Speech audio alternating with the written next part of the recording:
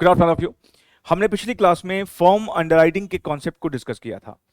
अगर आपको याद हो तो मैंने जब फर्म अंडरराइटिंग के बारे में आपको लिखवाया था तो वहां मैंने ये बात लिखवाई थी कि ये जो कॉन्सेप्ट है फर्म अंडरराइटिंग का, इसको हम दो तरीकों से डील कर सकते हैं। मतलब इसके दो ऑल्टरनेटिव्स हैं, जिसमें से अभी हमने पहला ऑल्टरनेटिव डिस्कस किया था, जहां पर हम देख रहे थे कि फर्म अंडरराइटिंग को हम बिल्कुल वैसे ही ट्रीट कर रहे थे जैसे कि मार्क्ड एप्लीकेशंस को ट्रीट करते हैं।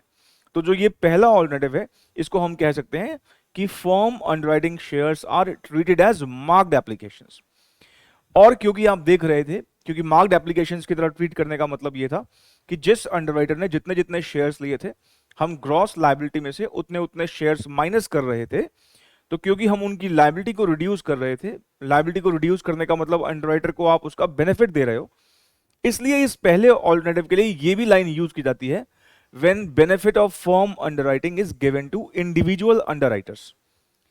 जो हमने पिछली क्लास में क्वेश्चन सॉल्व किए वहां पर हम इसी ऑल्टरनेटिव को दिमाग में रखते हुए क्वेश्चन सॉल्व कर रहे थे। ठीक है, अब ना मुझे आपको मैं अभी ऑल्टरनेटिव 2 करवाऊंगा, उससे पहले मुझे कुछ क्वेश्चंस आपको करवाने हैं, पहले मैं वो करवा लेता हूं। फिर हम फर्म अंडरराइटिंग के सेकंड ऑल्टरनेटिव में हमें कैसे उसको क्या देखना है, किस तरह उसको हमें यूज करना है, किस तरह उसका ट्रीटमेंट रहेगा, इस सब पर बात करेंगे। पहले हम कुछ क्वेश्चंस और हैं जो मुझे प्रैक्टिस करवाने हैं, पहले मैं वो प्रैक्टिस करवा लेता हूं, फिर हम बढ़ेंगे फर्म अंडरराइटिंग के सेकंड ऑल्टरनेटिव की तरफ। एक बच्चे ने मुझे ना क्वेश्चन नंबर 20 डाउट में भेजा, हालांकि 18, 19, 20 मैंने आपको होमवर्क में दिए थे क्वेश्चंस। क्वेश्चन नंबर 20 मुझे एक स्टूडेंट ने डाउट में भेजा, हालांकि इसमें कुछ टिपिकल है नहीं, पर क्योंकि मुझे लगा चलो एग्जामिनेशन क्वेश्चन है, ये क्वेश्चन करवाने से आपको भी एहसास होगा, अच्छा इतने हल्के इतने इजी क्वेश्चन भी आ सकते हैं एग्जाम में। तो मैंने कहा चलो ठीक है, उस बच्चे का डाउट भी रिजॉल्व हो जाएगा और हमारा कॉन्फिडेंस भी बढ़ेगा कि इस तरह के इजी क्वेश्चंस हमारे एग्जाम में आएंगे। आप देखो, ये एग्जामिनेशन क्वेश्चन है, भले ही पुराना है, लेकिन इतिहास गवाह है, पुराने जितने क्वेश्चंस हैं वापस से रीअपेयर होते हैं एग्जामिनेशंस में। इसलिए आप देखोगे मैंने जितना भी पॉसिबल हो सकता था, जितने भी रिलेवेंट क्वेश्चन थे हमारे सीएस के, वो सारे अपने बुक में डाल दिए हैं, जिससे कि हम भरपूर अच्छे से प्रैक्टिस करेंगे। और सारे वो क्वेश्चन हैं जो हमारे ही एग्जाम के हैं, क्योंकि मैं एक्सक्लूसिवली सीएस के ही स्टूडेंट्स को पढ़ा रहा हूँ। ये बैच मैंने कोई मिक्सअप करके नहीं करवा रखा कि इसमें सीए के बच्चे भी बैठे हुए हैं, सीएस के भी बच्चे बैठे हुए हैं। क्योंकि ना जब बच्चों को मिक्सअप करके, मतलब एक ही बैच में सीए सीएस सीए में बीकॉम सारे बच्चों को बिठा लिया जाए, इसमें बच्चे का बड़ा नुकसान होता है। नुकसान क्यों होता है? क्योंकि हर एक एग्जामिनेशन या हर एक इंस्टीट्यूट, चाहे वो आईसीएआई हो या आईसीएसआई हो या सीएमए इंस्टीट्यूट हो या कोई यूनिवर्सिटी हो, हर एक इंस्टीट्यूट जो है उनके क्वेश्चंस का लेवल डिफरेंट होता है। उनके क्वेश्चंस में एजम्पशंस कई बार वेरी करती हैं। सीएस इंस्टीट्यूट किसी कॉन्सेप्ट के ऊपर अलग एजम्पशन लेता है, सीए इंस्टीट्यूट किसी कॉन्सेप्ट पर अलग एजम्पशन लेता है। तो वहां ना फिर बच्चे का नुकसान होने का एक डर रहता है। इसलिए मैं कभी भी, ये मेरी पूरी कोशिश रहती है कि जब कोई बैच लूं तो वो एक्सक्लूसिवली एक ही फील्ड का हो, दो तीन तरह के, जो दो तीन अलग अलग फील्ड्स के बच्चों को मर्ज करके ना पढ़ाया जाए। तो ये बैच एक्सक्लूसिवली किसके लिए है? सीएस के लिए है। ठीक, आइए क्वेश्चन नंबर 20 कर लेते हैं। संपदा limited was formed with a capital of rupees 20 lakh divided into 2 lakh equity shares of rupees 10 each. All shares were issued to public। ठीक है जी। Issue was underwritten as follows: 80,000 share Ajay किसी underwriter ने underwrite किए हैं, 60,000 बिजॉय ने और 60,000 रजत ने। इन तीनों का टोटल करोगे तो कितना आएगा? 2 लाख शेयर ही आएंगे, जो कि उसने कह रखा है कि इशू होने हैं। मार्क्ड एप्लीकेशन दे रखी है अजय, विजय, विजॉय और रजत की, और application for 30,000 shares were not marked. हमें नेट लाइबिलिटी कंप्यूट करने के लिए बोला है। आइए जरा फटाफट से इस क्वेश्चन को सॉल्व कर लेते हैं। क्वेश्चन नंबर 20 ये मैंने आपको होमवर्क में दिया था, है ना? Statement of liability of underwriters.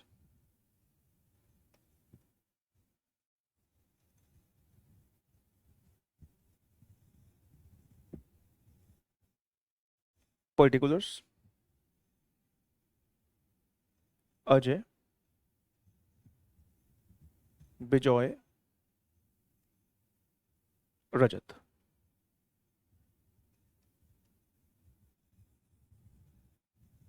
सबसे पहले हम क्या लिखते हैं, ग्रॉस लायबिलिटी। ग्रॉस लायबिलिटी हमें कितना कितना गिवन है सर? ये गिवन है 80 60 60, 80 60 60। इसमें से फिर हम मार्क्ड एप्लीकेशंस को माइनस कर देंगे, और वो कितना कितना है, 32 58 42।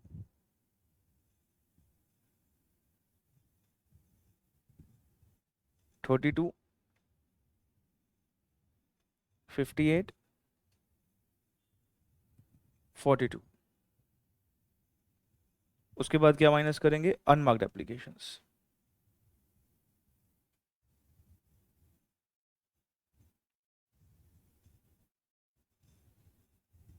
चलिए जी, अनमार्क्ड एप्लीकेशन जो है वो कैसे माइनस करते हैं सर? वो ग्रॉस लायबिलिटी की रेशियो माइनस करते हैं। अनमार्क्ड एप्लीकेशन है कितनी हमारी, 30,000 की ना, 30,000 है। तो 30,000 को हम, क्या रेशियो है, 866 का रेशियो है, 8:6:6। आप चाहो तो उसको सिंप्लीफाई कर लो, ये 2 से डिवाइड हो जाएगा तो 433 हो जाएगा, ये भी कर सकते हो आप, है ना, एक ही बात है, 866 या 433। चलिए, मुझे 30,000 को 866 की रेशियो में बांटे, मतलब 8/20 करें सर। 8/20 हो जाएगा 30,000 का 12,000, ठीक है। ये सर ये हो जाएगा 9,000, और ये भी कितना हो जाएगा, 9,000 हो जाएगा। चलिए जी, ये भी हो गया। अब क्या करना है, क्योंकि आप देखेंगे इसमें से बिजॉय का ना नेगेटिव आ रहा है, इसलिए हमने कहा था जब नेगेटिव आता है तो क्या लिख देते हैं, बैलेंस लिख देते हैं वर्ड। आप देखिए 58 और 9 ज्यादा हो रहा है ना, 60 से ज्यादा हो रहा है, तो ये 7,000 का नेगेटिव बैलेंस आ रहा है ना, 7,000 का नेगेटिव बैलेंस आ रहा है। चलिए, अजय और रजत का बताइए कितना कितना हुआ सर? ये इसका 36 है, और 42 + 9 51, 60 में से 51 माइनस करेंगे तो उसका 9,000 आएगा। अब ये जो 7,000 का सरप्लस है ये हम डिस्ट्रीब्यूट कर देंगे, सरप्लस डिस्ट्रीब्यूटेड बिटवीन, किस किस को दे दोगे भैया? अजय एंड रजत को दे दोगे। तो 7,000 को हम बांट देंगे अजय और रजत में, उनके ग्रॉस लायबिलिटी के रेशियो में। उनकी ग्रॉस लायबिलिटी कितनी है अजय रजत की, 80 और 60 है, तो 8:6, या आप कह सकते हो 4:3, है ना, 8:6 कर लो या 4:3 कर लो। तो 4,000 इसको आ जाएगा और 3,000 इसको आ जाएगा। इसका तो 0 हो जाएगा बिजॉय का, तो इसलिए 7 यहां जोड़ देंगे।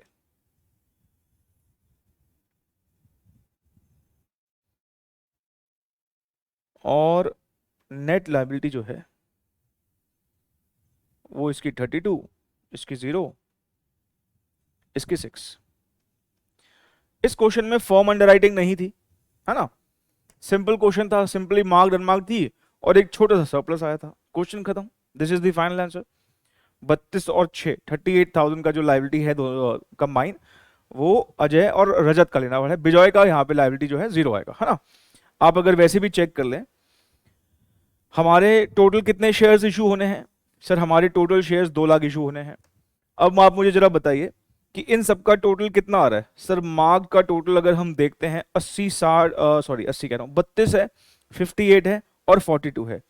हम अगर 32 है और 58 और 42 इसको जोड़ देते हैं तो मार्क्ड एप्लीकेशन 132 की है ना, 1,32,000 की है, और 30,000 जो है वो अनमार्क्ड भी है, 30,000 अनमार्क्ड भी है, तो टोटल मिला के 1,62,000 की एप्लीकेशंस आई हैं। अगर आप मार्क्ड एप्लीकेशंस का टोटल कर दोगे तो ये आता है कितना, 132, और 30 का अनमार्क्ड भी है, तो टोटल कितना हो गया, 162।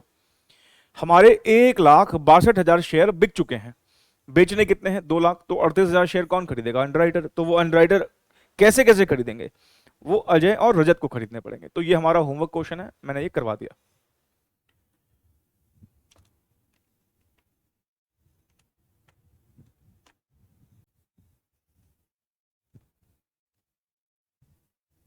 अगला क्वेश्चन जो मैं आपको सॉल्व करवाऊंगा वो है क्वेश्चन नंबर 11।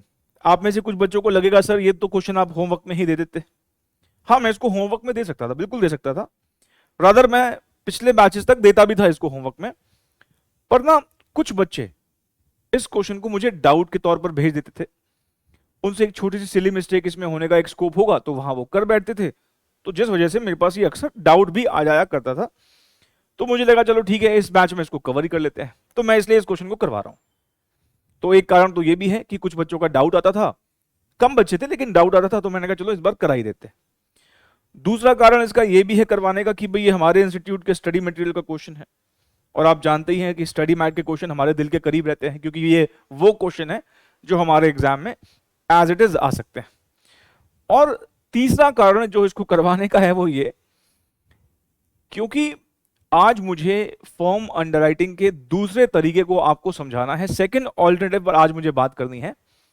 तो मैंने कहा ठीक है ना, पहले ऑल्टरनेटिव पर अगर मैं आपको एक दो क्वेश्चन प्रैक्टिस करवा दूंगा तो आप एक सोचा समझा एनालिसिस जो है मेरे साथ सीख पाएंगे। मतलब आपका भी अच्छे से एक माइन्यूट डिस्कशन, एक अच्छे से एनालिसिस हो जाएगा जब मैं दोनों को कंपेयर करवाऊंगा, ठीक है ना। तो मैंने कहा चलो ठीक है, पहले फर्स्ट ऑल्टरनेटिव आपको रिफ्रेश करवा देते हैं, और फिर जब सेकंड ऑल्टरनेटिव की बात होगी तो आप भी उस कंपैरिजन को अच्छे से अप्रिशिएट कर पाएंगे। ठीक, बस यही कुछ कारण थे। सर करवा दो, इतना बोल दिया आपने। आओ जरा करते हैं क्वेश्चन नंबर 11, पढ़ते हैं इसमें क्या लिखा है। Ernest limited issued 40,000 shares which were underwritten as P 24,000, Q 10,000 और R 6,000। 24, 10 और 6 कितना होता है टोटल? 40,000 होता है। मतलब कंप्लीट अंडरराइटिंग का केस है। अंडरराइटर्स ने फर्म एप्लीकेशंस भी जो है उसमें भी अप्लाई किया है, फर्म शेयर्स भी लिए हैं। P ने 3200, Q ने 1200 और R ने 4000। आगे कहता है कि total subscriptions excluding firm but including marked were 20,000 share. अब ये बात मैं आपको पहले ही कर चुका हूं कि कंपनी को 3 तरीके से एप्लीकेशन मिल सकती है। फर्म, जो कि अंडरराइटर ही पब्लिक के तौर पर पब्लिक की कैपेसिटी में अप्लाई करते हैं, और उसके बाद मार्क्ड और अनमार्क्ड, है ना। यही 3 एप्लीकेशन कंपनी को मिलती है। अब जब ये क्लियरली बोल रहा है कि टोटल सब्सक्रिप्शंस में फर्म नहीं है, साफ साफ बोला है एक्सक्लूडिंग फर्म, तो बहुत ऑब्वियस सी बात है, तो जिन भी एप्लीकेशंस की वो बात हो रही है वो कौन सी है? वो मार्क्ड और अनमार्क्ड का ही टोटल है। हालांकि उसने ये भी क्लियर कर दिया कि इंक्लूडिंग मार्क्ड, इसमें मार्क्ड भी है पर फर्म नहीं है।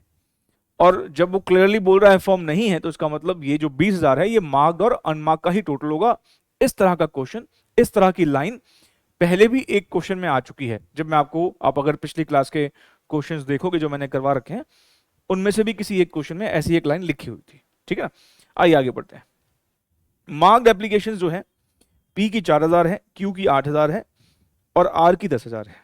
4 और 8 12 और 2 14,000 की मार्क्ड एप्लीकेशन है। और मार्क्ड और अनमार्क्ड का टोटल कितना है? 20,000। 20,000 अगर दोनों हैं मार्क्ड अनमार्क्ड का टोटल, और 14 अगर मार्क्ड है, तो 20 में से 14 को माइनस कर दूंगा, तो इसका मतलब 6,000 की अनमार्क्ड एप्लीकेशन आ जाएंगी। और ये अनमार्क्ड एप्लीकेशन तो हम वैसे भी वर्किंग नोट के तौर पे निकाल ही देते हैं ना, तो कोई बात नहीं, फिर से कर देंगे। अब इस क्वेश्चन में बोला गया है prepare a statement showing net liability of underwriters.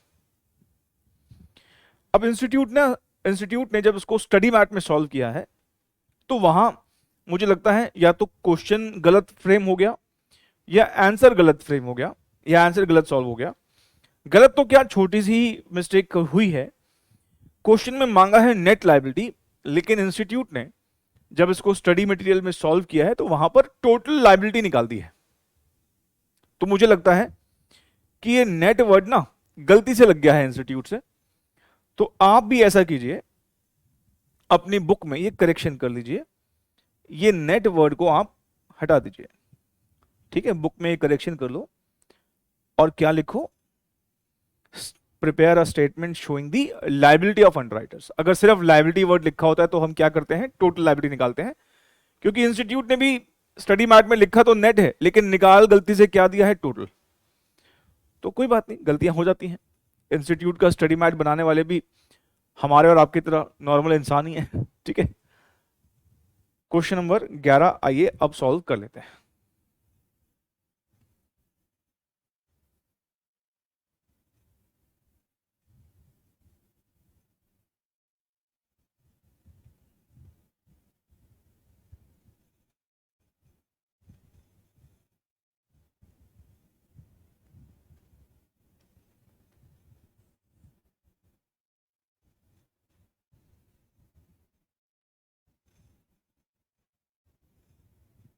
Particulars P Q R,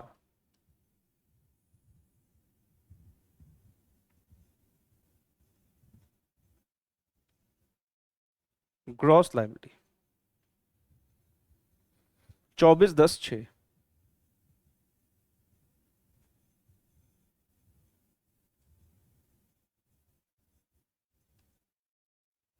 form underwriting पहले माइनस कर देंगे।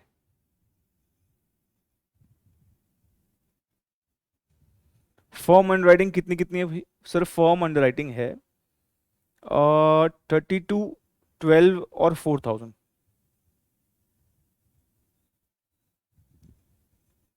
32, 1200 और 4000। इसमें से मार्क्ड एप्लीकेशंस भी माइनस कर देंगे।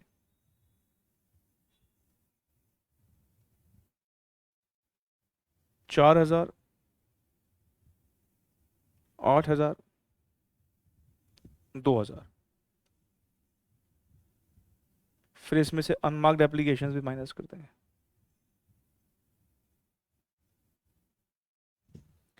चलिए जी, अनमार्क्ड एप्लीकेशन तो हमें वर्किंग नोट में निकालनी पड़ेगी। तो आपको लगता है कि जहां तक आपका फॉर्मेट जा सकता है वहां तक जगह छोड़ के लिखिए working note number 1, calculation of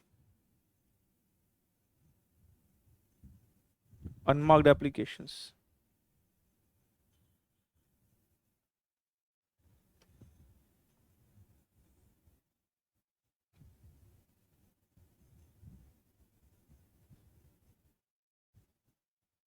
applications received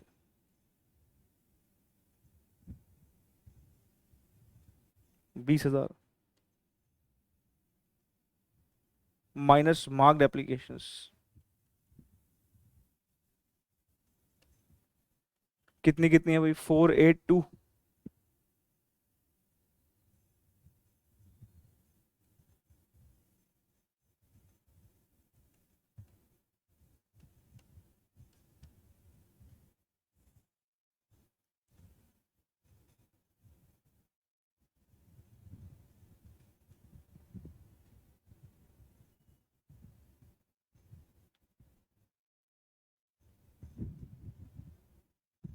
ये लो जी, हमारी 6,000 की क्या आ गई? Unmarked applications.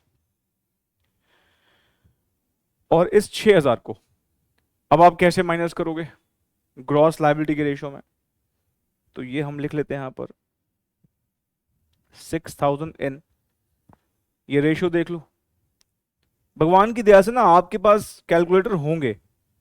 अगर आपको लगता है कि ये ग्रॉस लायबिलिटी की जो रेशियो है इसको सिंप्लीफाई करने के चक्कर में आप कुछ गड़बड़ कर सकते हो, तो बेहतर है कि 24/10/6 छोड़ दो। क्या दिक्कत है? 24/10/6 का क्या मतलब हो गया? 24/40, 10/40, 6/40, इन तीनों का टोटल 40 हुआ ना। तो जब आपके पास कैलकुलेटर है तो इसको फर्दर सिंप्लीफाई करने की कोई जरूरत है भी नहीं। पर अगर आप करना चाहें, मान लो आपको मन है कि नहीं सिंप्लीफाई तो करके ही रहेंगे हम, तो ये तीनों 2 से डिवाइड हो जाएंगे तो 12:5:3 हो जाएगा। ऐसे कर लो, आप ये भी कर सकते हो आप। नहीं तो ये भी ऐसे भी छोड़ दो। 24/10 = 34 प्लस 6 40, तो 24/6000 का 24/40, 6,000 का 10/40 और 6,000 का 6/40 कर दो। और बताओ भाई करके कितना आ रहा है? पहले वाले का कितना आ रहा है? 3600। दूसरे वाले का 1500 और तीसरे वाले का 900, है ना? एक बार चेक कर लो, क्या 6,000 हो गया ना? अनमार्क्ड एप्लीकेशन 6,000 है, हो गया टोटल? हाँ सर हो गया। 3600 और 1500 और 900 को अगर हम टोटल करते हैं तो 6,000 ही होता है। ठीक। अब आप देखो किसी का नेगेटिव तो नहीं आ रहा? सर नेगेटिव आ रहा है, क्यू का आ रहा है। क्यू का नेगेटिव आ रहा है। 10,000 रुपए का उसका ग्रॉस लाइबिलिटी है, 10,000 शेयर्स का।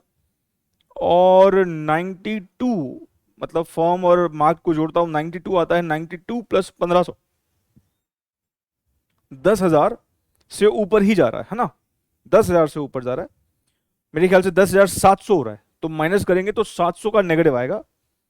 तो 700 का जो है ये नेगेटिव हो रहा है। तो ये लीजिए हमने यहां पर कर दिया चलिए पी और आर का बताइए। सर आर का भी नेगेटिव आ रहा है, आर का भी नेगेटिव आ रहा है। हाँ सर 900 का आर का भी नेगेटिव आ रहा है। चलो बढ़िया है, आर का भी लिखो। पी का बताइए अब।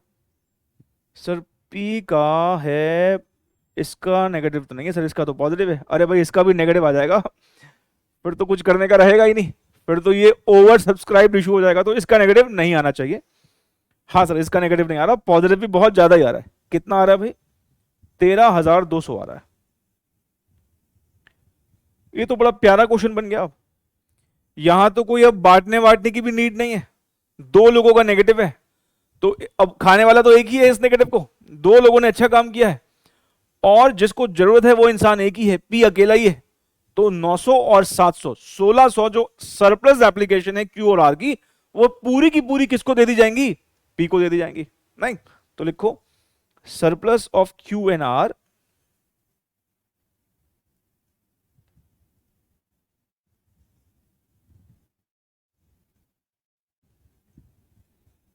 Given to P. तो 1600 यहां से माइनस कर दो, यहां 700 जोड़ दो, यहां 900 जोड़ दो, ताकि इनका जीरो हो जाए। ये जीरो, ये जीरो, और नेट लाइबिलिटी बताइए कितनी आ रही है? सर ये आ रही है 11,600। ठीक है, नेट लाइबिलिटी आ गई है 11,600। पर क्योंकि मैंने क्वेश्चन में करेक्शन मार्क करवाई है, वहां सिर्फ लाइबिलिटी वर्ड लिखवा दिया आपको, तो हमें जब लाइबिलिटी वर्ड दे रखा होगा तो हम क्या निकाल के आएंगे? टोटल। नेट लाइबिलिटी लिखा होगा तो यहीं तक छोड़ देंगे। पर जैसे मैंने कहा इंस्टीट्यूट ने लिखा तो नेट लाइबिलिटी है, पर गलती से टोटल लाइबिलिटी कंप्यूट कर दी है, तो कोई बात नहीं। हमने कहा फिर हम क्वेश्चन को थोड़ा सा मॉडिफाई कर देते, तो मैंने क्वेश्चन से नेट वर्ड उड़वा दिया आपका। ठीक, चलिए अब हम इसमें क्या कर देंगे, इसमें अब वापस से फॉर्म अंडरराइटिंग जोड़ देंगे। ये जोड़ने का लॉजिक मैं आपको दे चुका हूं कि क्यों जोड़ते हैं, फॉर्म अंडरराइटिंग को माइनस क्यों करते हैं, प्लस क्यों करते हैं। इन सबकी जितनी भी लॉजिकल रीजनिंग थी वो हम लास्ट क्लास में ऑलरेडी टेकअप कर चुके हैं। चलिए अब मुझे बताइए फॉर्म अंडरराइटिंग इन्होंने कितने कितने लिए थे? सर 3200 इसने लिए, 1200 इसने लिए, और 4000 इसने लिए। बस ठीक है, टोटल कर दो, और जो टोटल करने पे आएगा उसको हम क्या बोलेंगे? Total liability.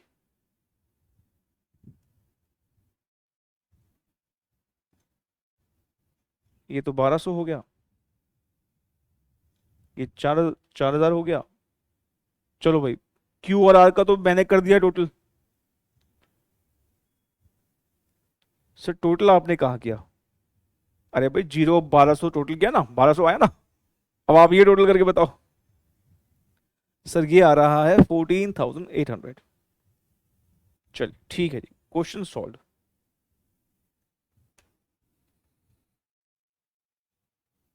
ये हमारी टोटल लायबिलिटी आ गई।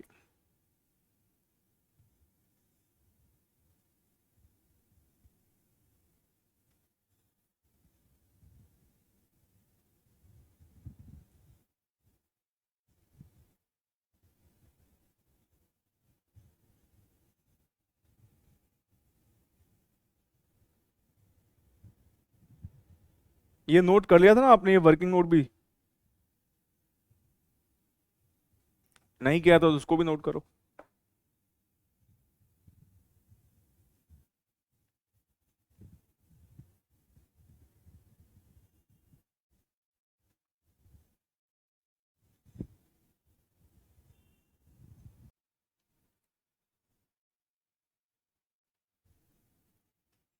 अगला क्वेश्चन जो हम सॉल्व करेंगे वो है क्वेश्चन नंबर 7।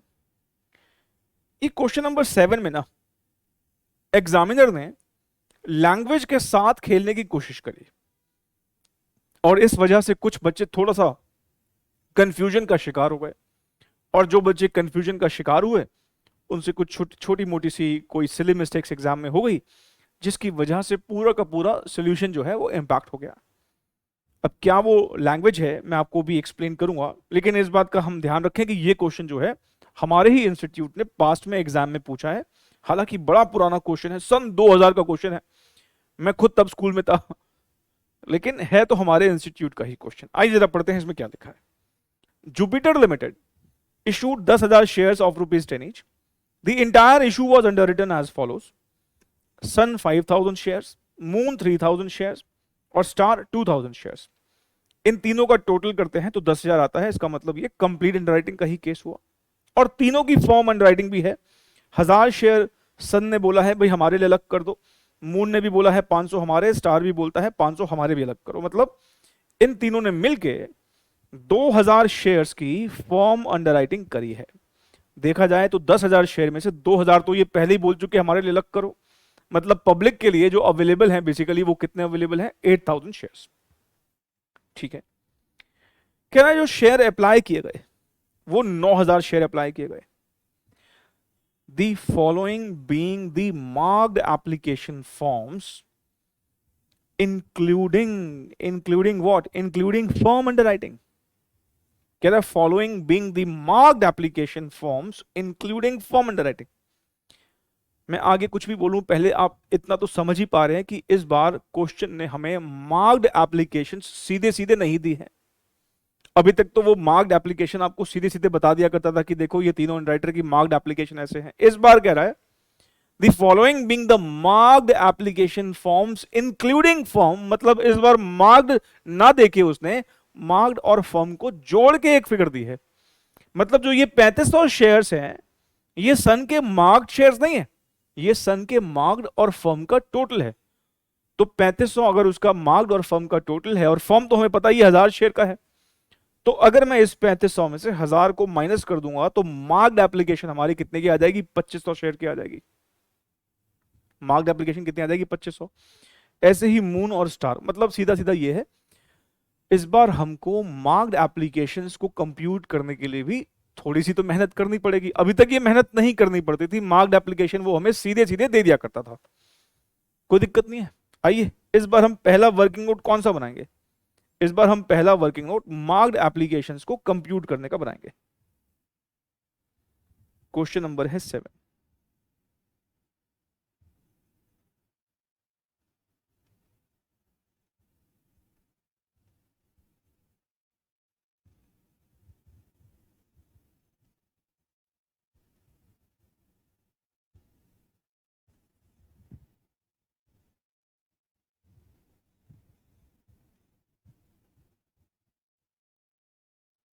क्योंकि 3500 में मार्क्ड और फर्म दोनों है, तो फर्म अगर हम घटा देंगे तो मार्क्ड ही बचेगा। ऐसे ही मून, इसका 1400 है और इसका फर्म 500 है।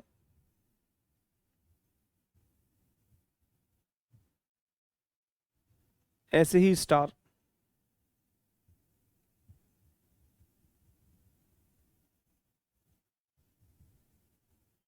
ठीक है, इसको आप वर्किंग नोट नंबर 1 दे दो।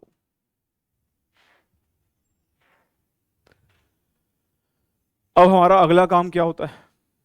सर हमारा अगला काम होता है अनमार्क्ड एप्लीकेशंस कंप्यूट करने का, क्योंकि इस क्वेश्चन में अनमार्क्ड एप्लीकेशन तो हमें नहीं दे रखी। अब ध्यान से मेरी बात को सुने। 9,000 की एप्लीकेशंस रिसीव हुई है। कितने की? 9,000 शेयर्स की। पीछे हमने क्वेश्चन जो सॉल्व किया, अभी अभी जो क्वेश्चन सॉल्व किया 11 नंबर किया था, यहां पर उसने क्लियरली बोला कि इसमें फर्म नहीं है ना, फर्म नहीं है। मैंने शायद लास्ट क्लास में भी, पिछली क्लासेस में भी एक क्वेश्चन सॉल्व कराया था जहां पर उसने एक्सक्लूडिंग फर्म लिखा था। तो अभी तक जो क्वेश्चन सॉल्व कर रहे थे वहां पर एक्सक्लूडिंग फर्म लिखा हुआ था, इस बार तो वर्ड बोल रहा है इंक्लूडिंग। देखो एप्लीकेशंस में जब वो कहता है कि हमें इतने की एप्लीकेशंस रिसीव हुई हैं, तो मार्क्ड अनमार्क्ड तो उसके अंदर होता ही होता है। अभी तक हमने ये तो देखा, ये मार्क्ड अनमार्क्ड तो होता ही होता है। अब लड़ाई बचती है कि उसमें फॉर्म है कि नहीं है। पीछे जो क्वेश्चन सॉल्व किए वहां पे उसने क्लियरली बोल दिया कि वो एक्सक्लूडिंग फॉर्म है। इस बार उसने फॉर्म को मार्क्ड के अंदर ही डाल दिया, और टोटल एप्लीकेशंस में मार्क्ड और अनमार्क्ड दोनों होती है। क्योंकि टोटल एप्लीकेशंस में मार्क्ड और अनमार्क्ड दोनों होती हैं, तो कहीं ना कहीं क्योंकि मार्क के अंदर फॉर्म है तो टोटल के अंदर भी फॉर्म पहुंच गई। सर वापस से बोलो, देखो मेरी बात सुनो। हम ये बात तो जानते हैं, जब वो बोलता है एप्लीकेशन रिसीव्ड, कंपनी को 3 तरह की एप्लीकेशंस मिलती है, ठीक। इस बार क्योंकि यहां पर वर्ड है इंक्लूडिंग फॉर्म, तो हम ये कह सकते हैं कि इस बार इस 9000 के अंदर फॉर्म भी है, मार्क भी है, अनमार्क भी है। ये बात अगर किसी को नहीं जच रही तो ऐसे सोच लो, एप्लीकेशन रिसीव जब हमें होती है तो उसमें मार्क्ड अनमार्क्ड दोनों ही होती है, ये तो पता ही है। फॉर्म की चलो लड़ाई होती है कि उसमें है कि नहीं है, पर मार्क्ड अनमार्क्ड तो दोनों ही होती है। क्योंकि टोटल एप्लीकेशन में मार्क्ड अनमार्क्ड दोनों होती हैं और इस बार मार्क्ड के अंदर फॉर्म है, तो कहीं ना कहीं टोटल के अंदर फॉर्म भी पहुंच गई, क्योंकि टोटल के अंदर मार्क तो पहले से थी। तो क्योंकि मार्क के अंदर उसने फॉर्म भी दे दी है, तो कहीं ना कहीं टोटल एप्लीकेशन में फॉर्म एप्लीकेशन भी पहुंच चुकी हैं। और 100 बात की एक बात, अगर इस लाइन को अगर पढ़ोगे ना ध्यान से, तो आपको क्लियरली दिखेगा, उसने पूरा क्लियर इंडिकेशन दिया है कि टोटल एप्लीकेशंस जो इस बार हैं उसमें फॉर्म एक्सक्लूडेड नहीं है, इंक्लूडेड है। मतलब इस 9000 के अंदर फॉर्म भी है, मार्क भी है और अनमार्क भी है। अब आप खुद चेक कर लो कि अनमार्क कितनी होगी। आओ जरा इसका वर्किंग नोट बना लेते हैं। वर्किंग नोट नंबर 2,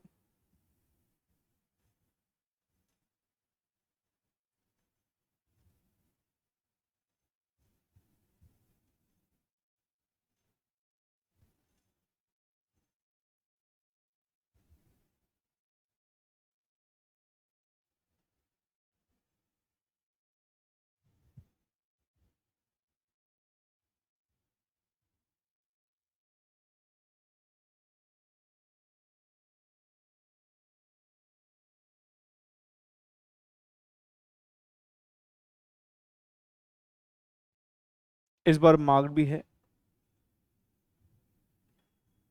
अनमार्क्ड भी है और फॉर्म भी है। 9000 marked including form application forms minus कर लो।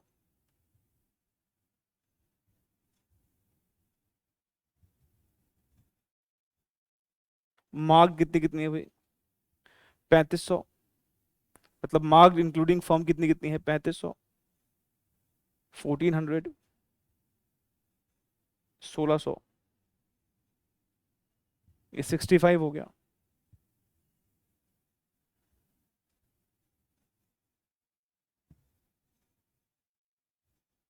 पच्चीस सौ की अनमार्क्ड एप्लीकेशन आ जाएंगी।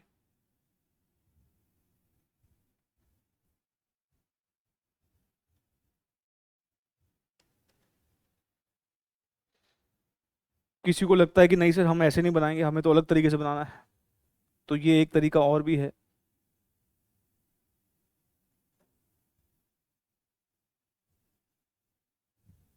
एप्लीकेशन रिसीव 9000 है,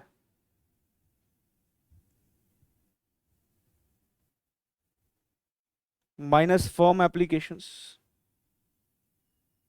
1000 सन की है, 500 मून की है और 500 स्टार की है। ये तो हमने पीछे देखा था ना कि कितनी थी तीनों को मिला के, 2000 थी ना। तो 2000 पहले फॉर्म माइनस कर दो अलग, पहले फॉर्म अलग से माइनस कर दो आप, फिर मार्क्ड माइनस कर लो।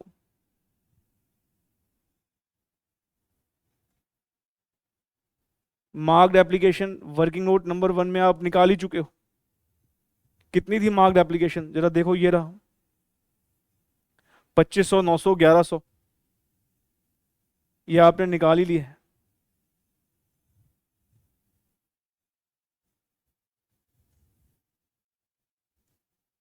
4500। देख लो ना, इन दोनों का टोटल अभी भी 6500 ही तो है ना।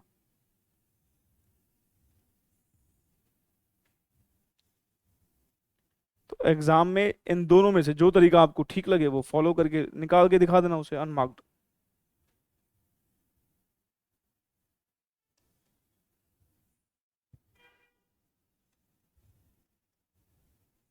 ठीक है,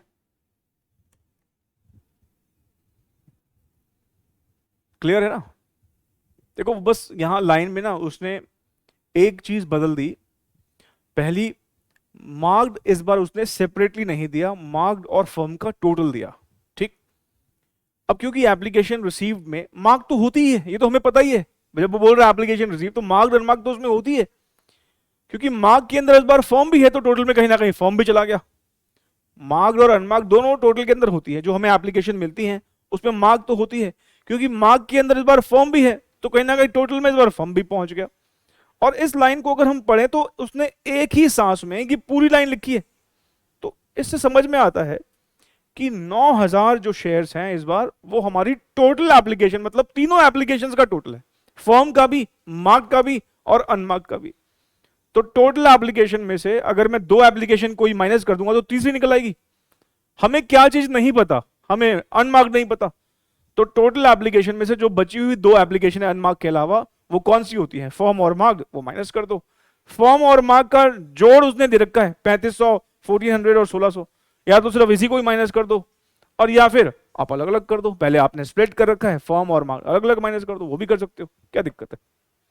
मेरे ख्याल से बात आपको समझ में आ गई है। बस यही वो लैंग्वेज का खेल था जो मैंने आपको समझा दिया।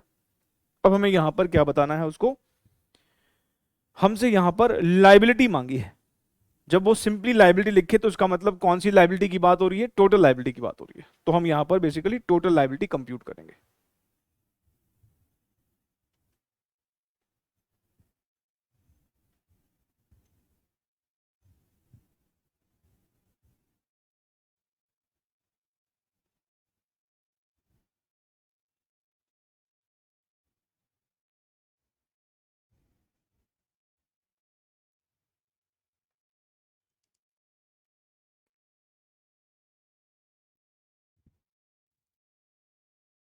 Particulars,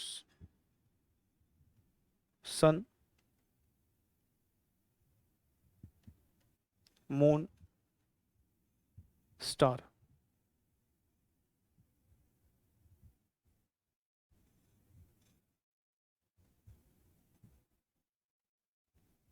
gross liability 5000, 3000, 2000।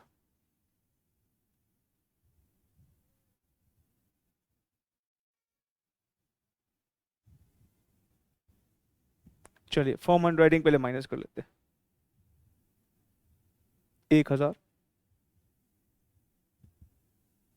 500, 500।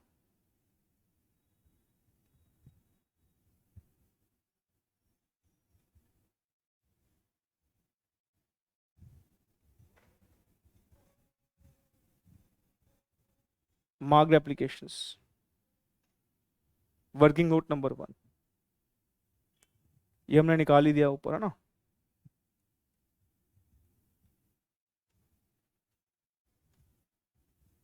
Minus unmarked applications,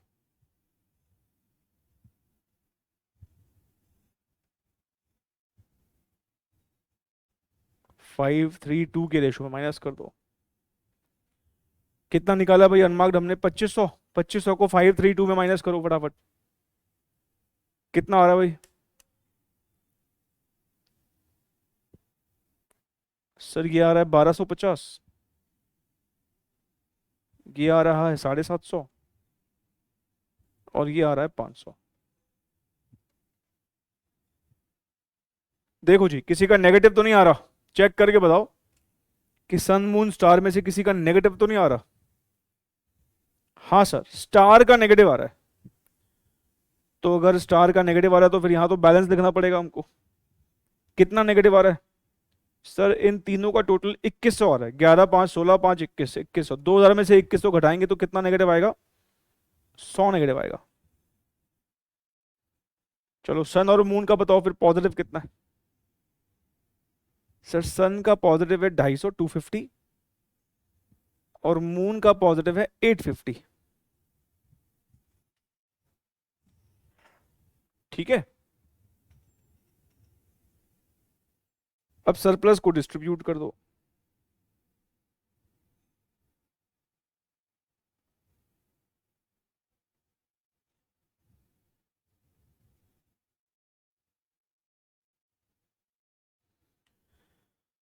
एक बच्चे ने कहा सर ये तो डेसिमल में आ रहा है। देखो शेयर कभी किसी को फ्रैक्शन में तो देंगे नहीं, है ना। शेयर फ्रैक्शन में तो दिए नहीं जाएंगे, तो हमें यहां पर फिर उसको होल नंबर में ही कन्वर्ट करना पड़ेगा। तो सरप्लस डिस्ट्रीब्यूटेड, और सन और मून में ये आप 5:3 के रेशो में डिस्ट्रीब्यूट करोगे तो अगर हम 100 का 5/8 करते हैं, 5/8 करते हैं तो 62.5 आता है। तो अब क्या करें, इसको 63 कर देते हैं, क्या कर सकते हैं? इसको 37.5 आएगा तो 37 करना पड़ेगा। अब किसी एक को तो हमें कम देना ही पड़ेगा ना, मतलब, या किसी एक को ज्यादा देना ही पड़ेगा, क्या कर सकते हैं?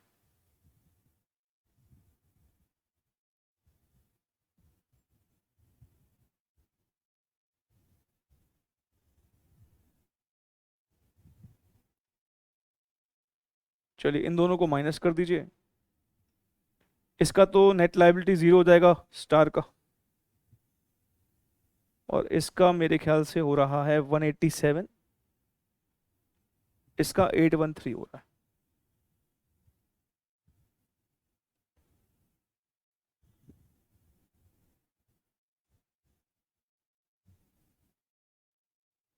Plus form under writing 1000, 500, 500।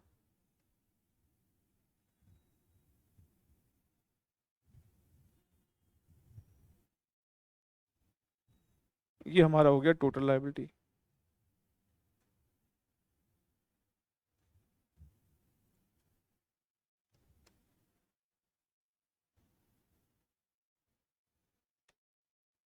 ठीक है ना? एक बार देख लो आप। सर आपने कहा था कि वो एजम्पशन लिखनी होती है नीचे। हाँ बिल्कुल लिखनी होती है, लिखो भी, एजम्पशन लिखो।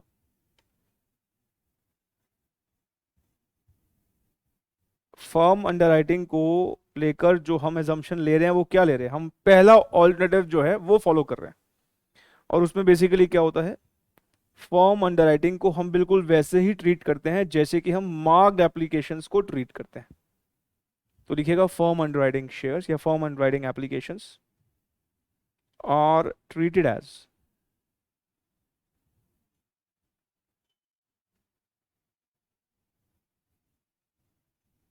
marked applications.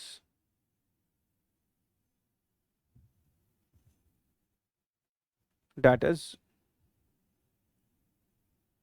benefit of firm underwriting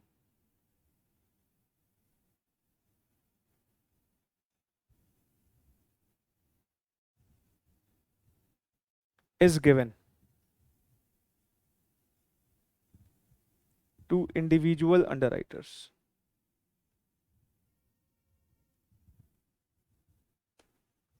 ठीक है सर, आपने पिछले क्वेश्चन में तो ये एजम्पशन नहीं लिखी थी।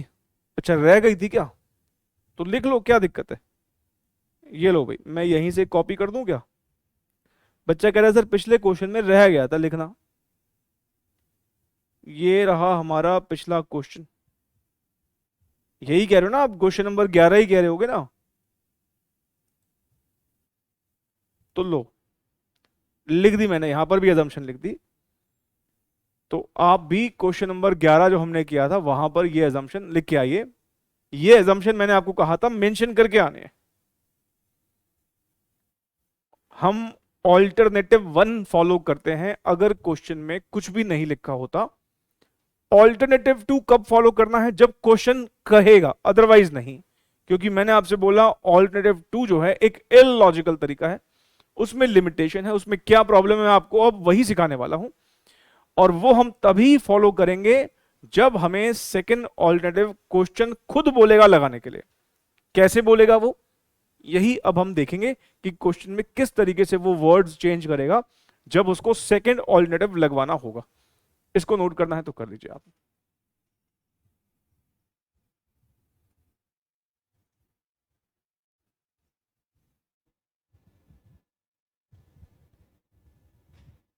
अब हम सेकंड ऑल्टरनेटिव के जो क्वेश्चंस हैं वो सॉल्व करेंगे।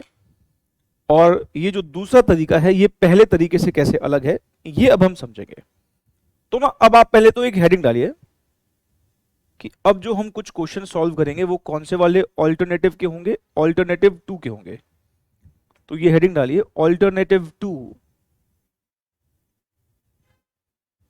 Of form underwriting.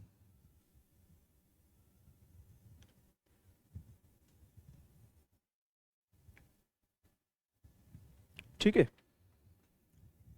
इस सेकंड वाला जो तरीका है,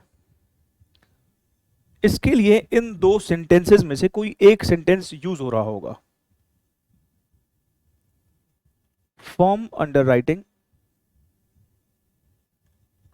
शेयर्स या फिर applications are treated as unmarked applications are treated as what? Unmarked applications. पहले वाले में ये अनमार्क्ड नहीं था, पहले वाले में क्या था? ये मार्क्ड एप्लीकेशंस था। और दूसरा सेंटेंस क्या यूज होता है? Benefit of form underwriting is not given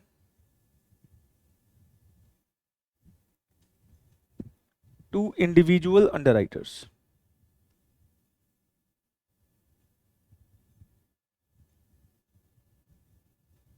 ठीक है,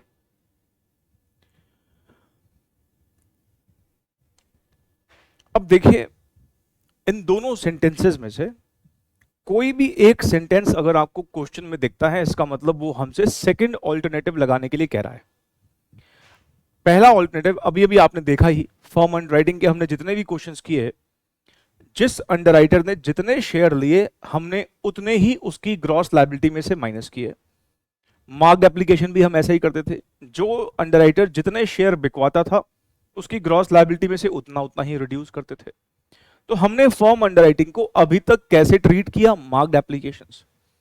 और क्योंकि जिस अंडरराइटर ने जितने शेयर खुद खरीदे थे हमने उतने ही माइनस कर दिए थे उसकी ग्रॉस लायबिलिटी में से, और ग्रॉस लायबिलिटी को रिड्यूस करने का मतलब सामने वाले को बेनिफिट देना, तो हम उसकी खरीदी हुई फॉर्म एप्लीकेशंस पर उसको उसका बेनिफिट दे देते थे ग्रॉस लायबिलिटी से रिड्यूस करके। तो ये दो सेंटेंसेस जो होते थे वो फॉर्म पहले वाले ऑल्टरनेटिव के लिए यूज होते थे। अब दूसरा ऑल्टरनेटिव जो है वो क्या हो सकता है? सोचिए, आप खुद ही सोचिए, कॉमन सेंस लगाइए। पहले वाले में हम मार्क्ड ट्रीट कर रहे थे फॉर्म को, अब हम क्या बोलेंगे? अब हम उसको अनमार्क्ड की तरह ट्रीट करेंगे।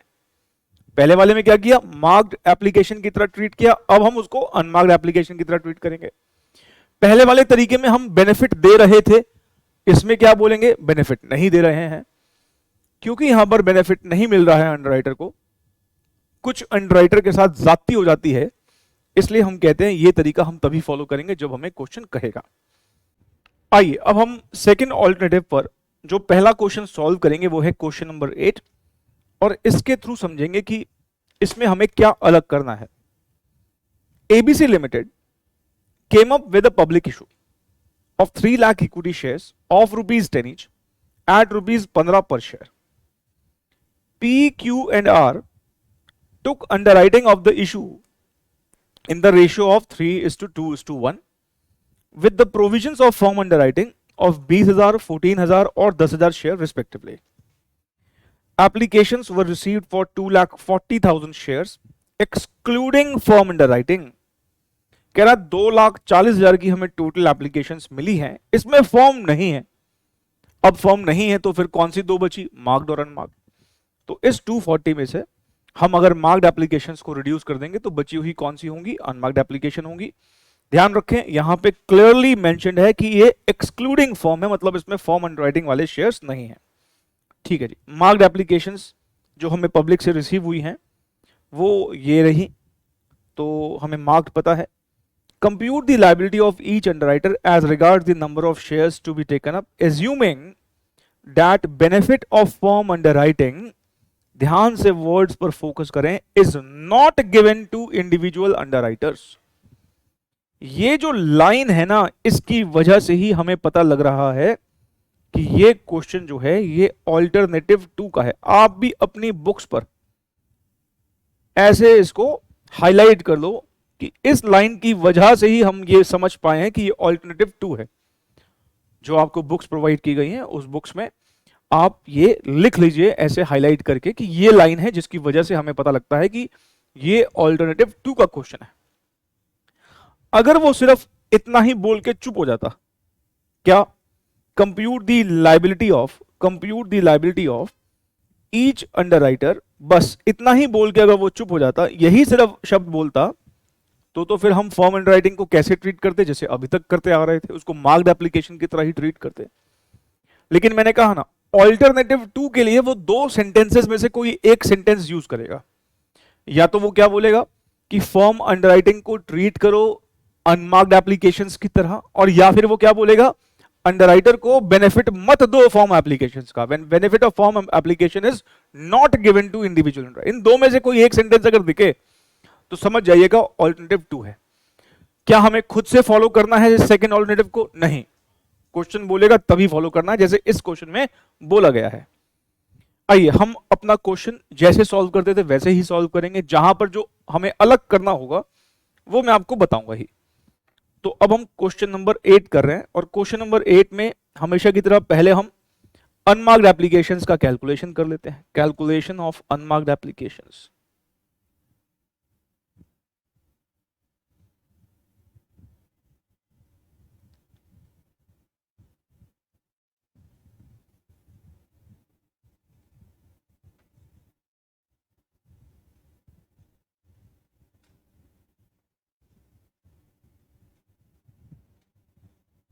एप्लीकेशंस रिसीव्ड, कितनी एप्लीकेशंस हमको रिसीव हुई हैं? 2,40,000 की। इसमें से माइनस कर देंगे हम मार्क्ड एप्लीकेशंस। 240 में से मार्क्ड एप्लीकेशन माइनस करेंगे, और वो कितनी कितनी है? 60, 50 एंड 60।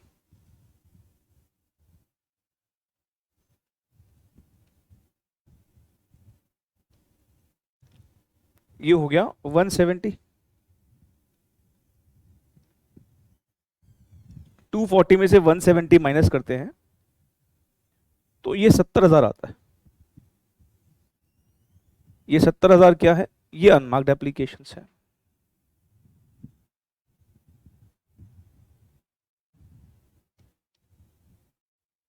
ये कुछ नया नहीं है, ये तो हम पहले भी करते थे, अब फिर से कर दिया। अब हम वो स्टेटमेंट बना लेते हैं। Statement of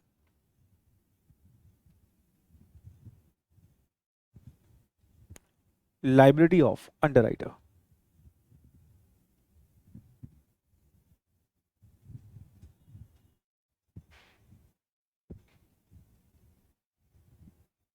particulars P Q R।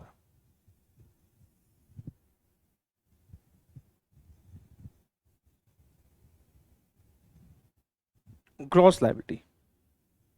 चलिए जी बताइए ग्रॉस लाइबिलिटी क्या लिखे?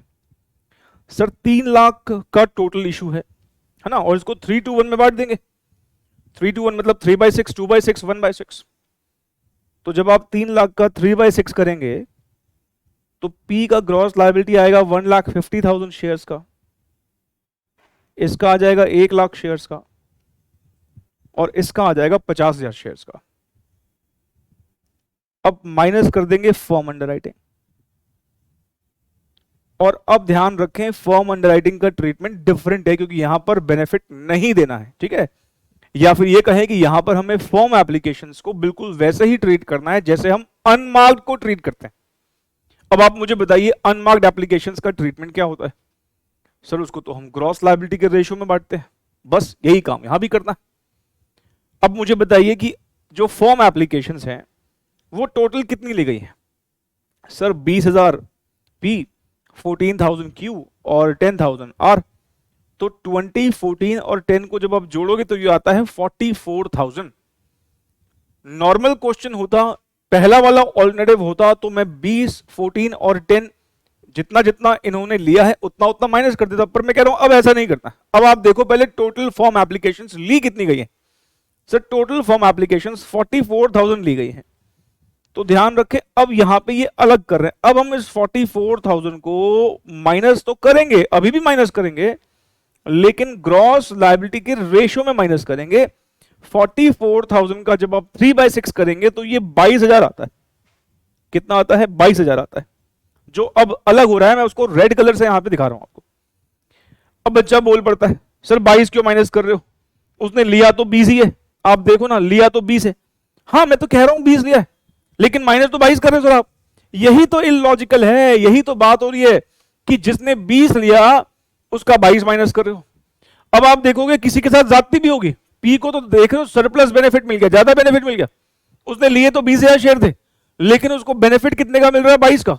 अब इसको ज्यादा मिल रहा है तो किस ना किसी तो मारा होगा इसने मतलब किस ना किसी को बेचारे को कम मिलेगा।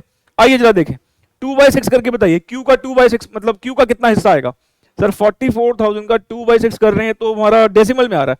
हाँ तो कोई नहीं, राउंड ऑफ करके बताओ। सर वो राउंड ऑफ करके हो रहा है 14,667 और इसका कितना हो रहा है 7,333।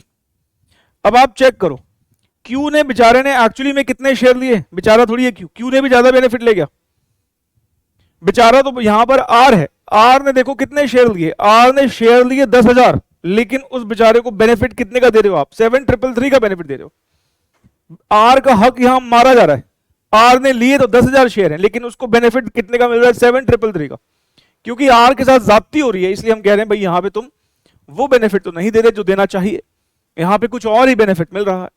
तो यही इस पर्टिकुलर मॉडल की एक इलॉजिकल बात है, और मैं अभी इसको जब थोड़ा और फर्दर एनालाइज करवाऊंगा तो आपको बात समझ में आएगी, लेकिन अभी के लिए यही करना। माना पी ने 20,000 शेयर लिए हैं पर 22 माइनस कर रहे हैं, कोई बात नहीं ठीक है। क्यू ने 14 लिए हैं लेकिन -14,667 कर रहे हैं। तो पहले तो आप ये समझे हम इस बार फर्म अंडरराइटिंग एप्लीकेशंस को ट्रीट कर रहे हैं एज इफ ये अनमार्क्ड एप्लीकेशंस हैं, और अनमार्क्ड एप्लीकेशंस को ट्रीट कैसे किया जाता है ग्रॉस लायबिलिटी के रेशियो में माइनस करके, वही हमने किया है। हमने तीनों के फर्म एप्लीकेशन को जोड़ दिया और उसको 3:1 के रेशियो में बांट दिया, जो कि ग्रॉस लायबिलिटी का रेशियो है। अब बाकी क्वेश्चन बिल्कुल जैसे हम करते थे वैसे करेंगे, मार्क्ड एप्लीकेशन जैसे माइनस करते थे वैसे ही माइनस करेंगे। एक और नीचे बदलाव आएगा वो मैं बताऊंगा अभी आपको क्या, लेकिन फिलहाल एक बदलाव आपने देख लिया। अब बाकी मार्क्ड एप्लीकेशन जैसे माइनस करते थे वैसे ही कर लो। मार्क्ड एप्लीकेशन 60, 50 और 60 है। अनमार्क्ड एप्लीकेशंस इसको हम ग्रॉस लायबिलिटी के रेशियो में माइनस करते हैं, तो 70,000 को 3:2:1 के रेशियो में माइनस करो। सर ये आता है 35,000, ये आता है 23,333 और ये आ रहा है 11,667। एक बार प्लीज आप चेक कर लेना सारे, यही आ रहा है ना।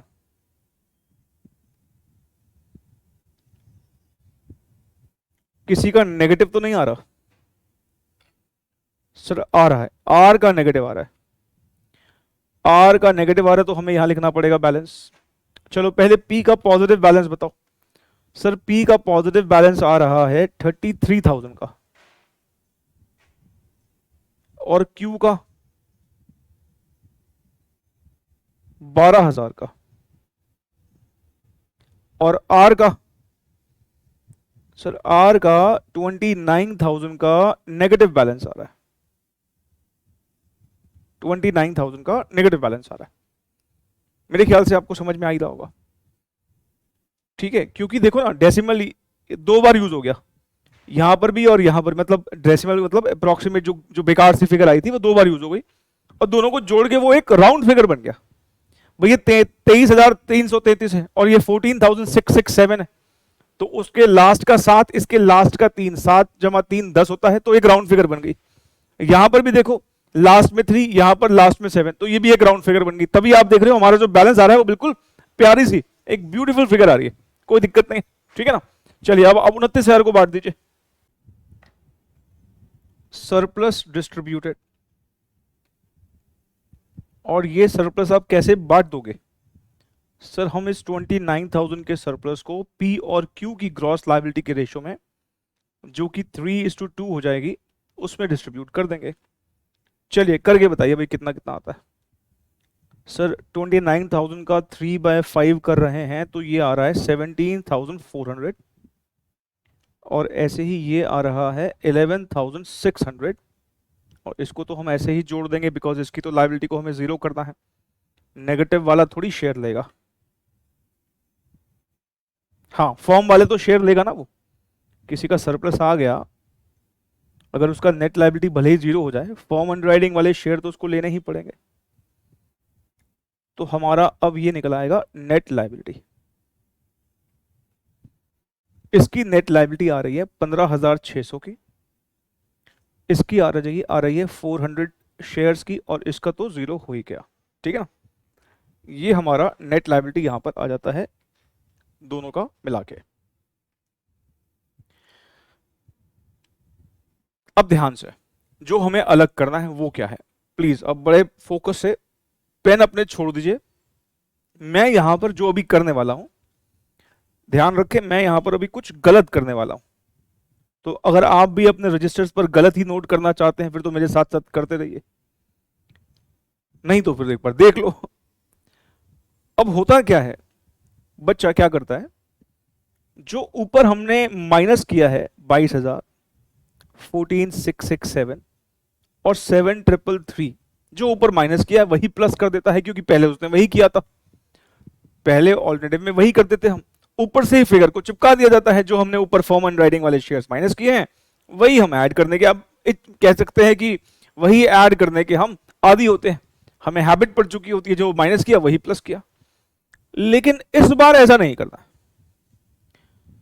क्यों नहीं करना ऐसा, आप मुझे बताओ। आप अभी क्या निकालने लगे हो? सर हम अंडरराइटर की लायबिलिटी निकालने लगे हैं। लायबिलिटी का क्या मतलब है? वो शेयर जो अंडरराइटर एक्चुअली में खरीद रहा है। मुझे आप बताइए, अगर आप 22,000 यहां जोड़ेंगे तो मुझे ये बताइए कि पी ने 22,000 शेयर खरीदे हैं? सर पी ने तो फॉर्म अंडरराइटिंग के नाम के 20,000 शेयर खरीदे हैं।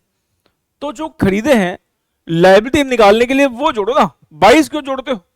ऊपर जो माइनस किया देखा, ठीक है माइनस कर दिया आपने, क्योंकि हम उसको अनमार्क्ड एप्लीकेशन की तरह ट्रीट कर रहे थे। लेकिन नीचे जब लायबिलिटी निकालोगे, लायबिलिटी मतलब ये शेयर उसको खरीदने हैं, तो क्या पी ने 22,000 शेयर खरीदे हैं? नहीं सर, पी ने तो 20,000 शेयर खरीदे हैं।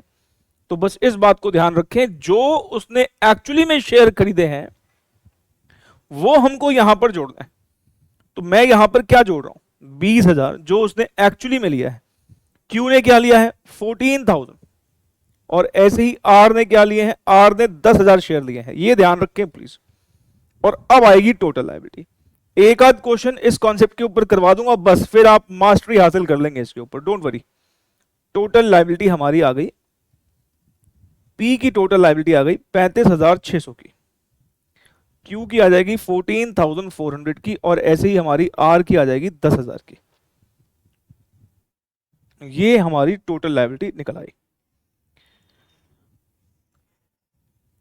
ठीक है, देखो हम ना 10 में से 9 क्वेश्चंस में फॉर्म अंडरराइटिंग का ट्रीटमेंट पहले ऑल्टरनेटिव से करते हैं, क्योंकि ज्यादा लॉजिकल वही है। वो ज्यादा लॉजिकल क्यों है मैं अभी एक्सप्लेन करूंगा, पर क्योंकि 10 में से 9 बार हम पहला वाला ऑल्टरनेटिव अडॉप्ट कर रहे होते हैं, तो उसमें तो ये चल जाता है कि जो ऊपर माइनस किया है वही प्लस हुआ है। क्यों? क्योंकि वहां पर हमने माइनस वही किए थे जो उसने एक्चुअली में खरीदे हैं, तो प्लस भी वही खरीदेंगे जो प्लस भी वही करेंगे जो उसने खरीदे हैं, क्योंकि लायबिलिटी निकाल रहे हैं। लेकिन यहां प्रॉब्लम क्या है कि माइनस आपने वो नहीं किया है जो उसने खरीदे हैं, माइनस आपने कोई और फिगर की है। तो जब हम उसकी शेयर की लायबिलिटी निकालेंगे तो लायबिलिटी तो उन्हीं शेयर्स की निकलेगी ना जो उसने एक्चुअली में हमसे लिए हैं फॉर्म अंडरराइटिंग के नाम के।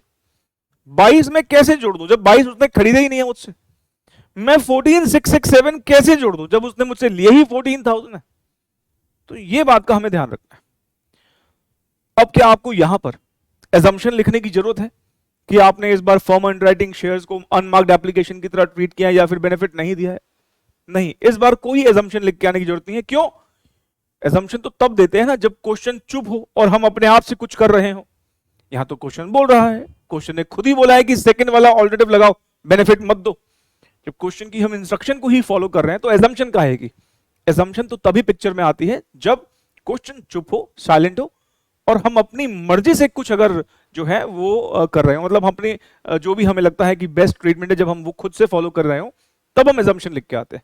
यहां हमें कोई एजम्पशन देने की जरूरत नहीं, बिकॉज हमने किया ही वही है जो क्वेश्चन है बोला है। इसको नोट करो, फिर मैं इसका लॉजिकल डिस्कशन आपके साथ करूंगा।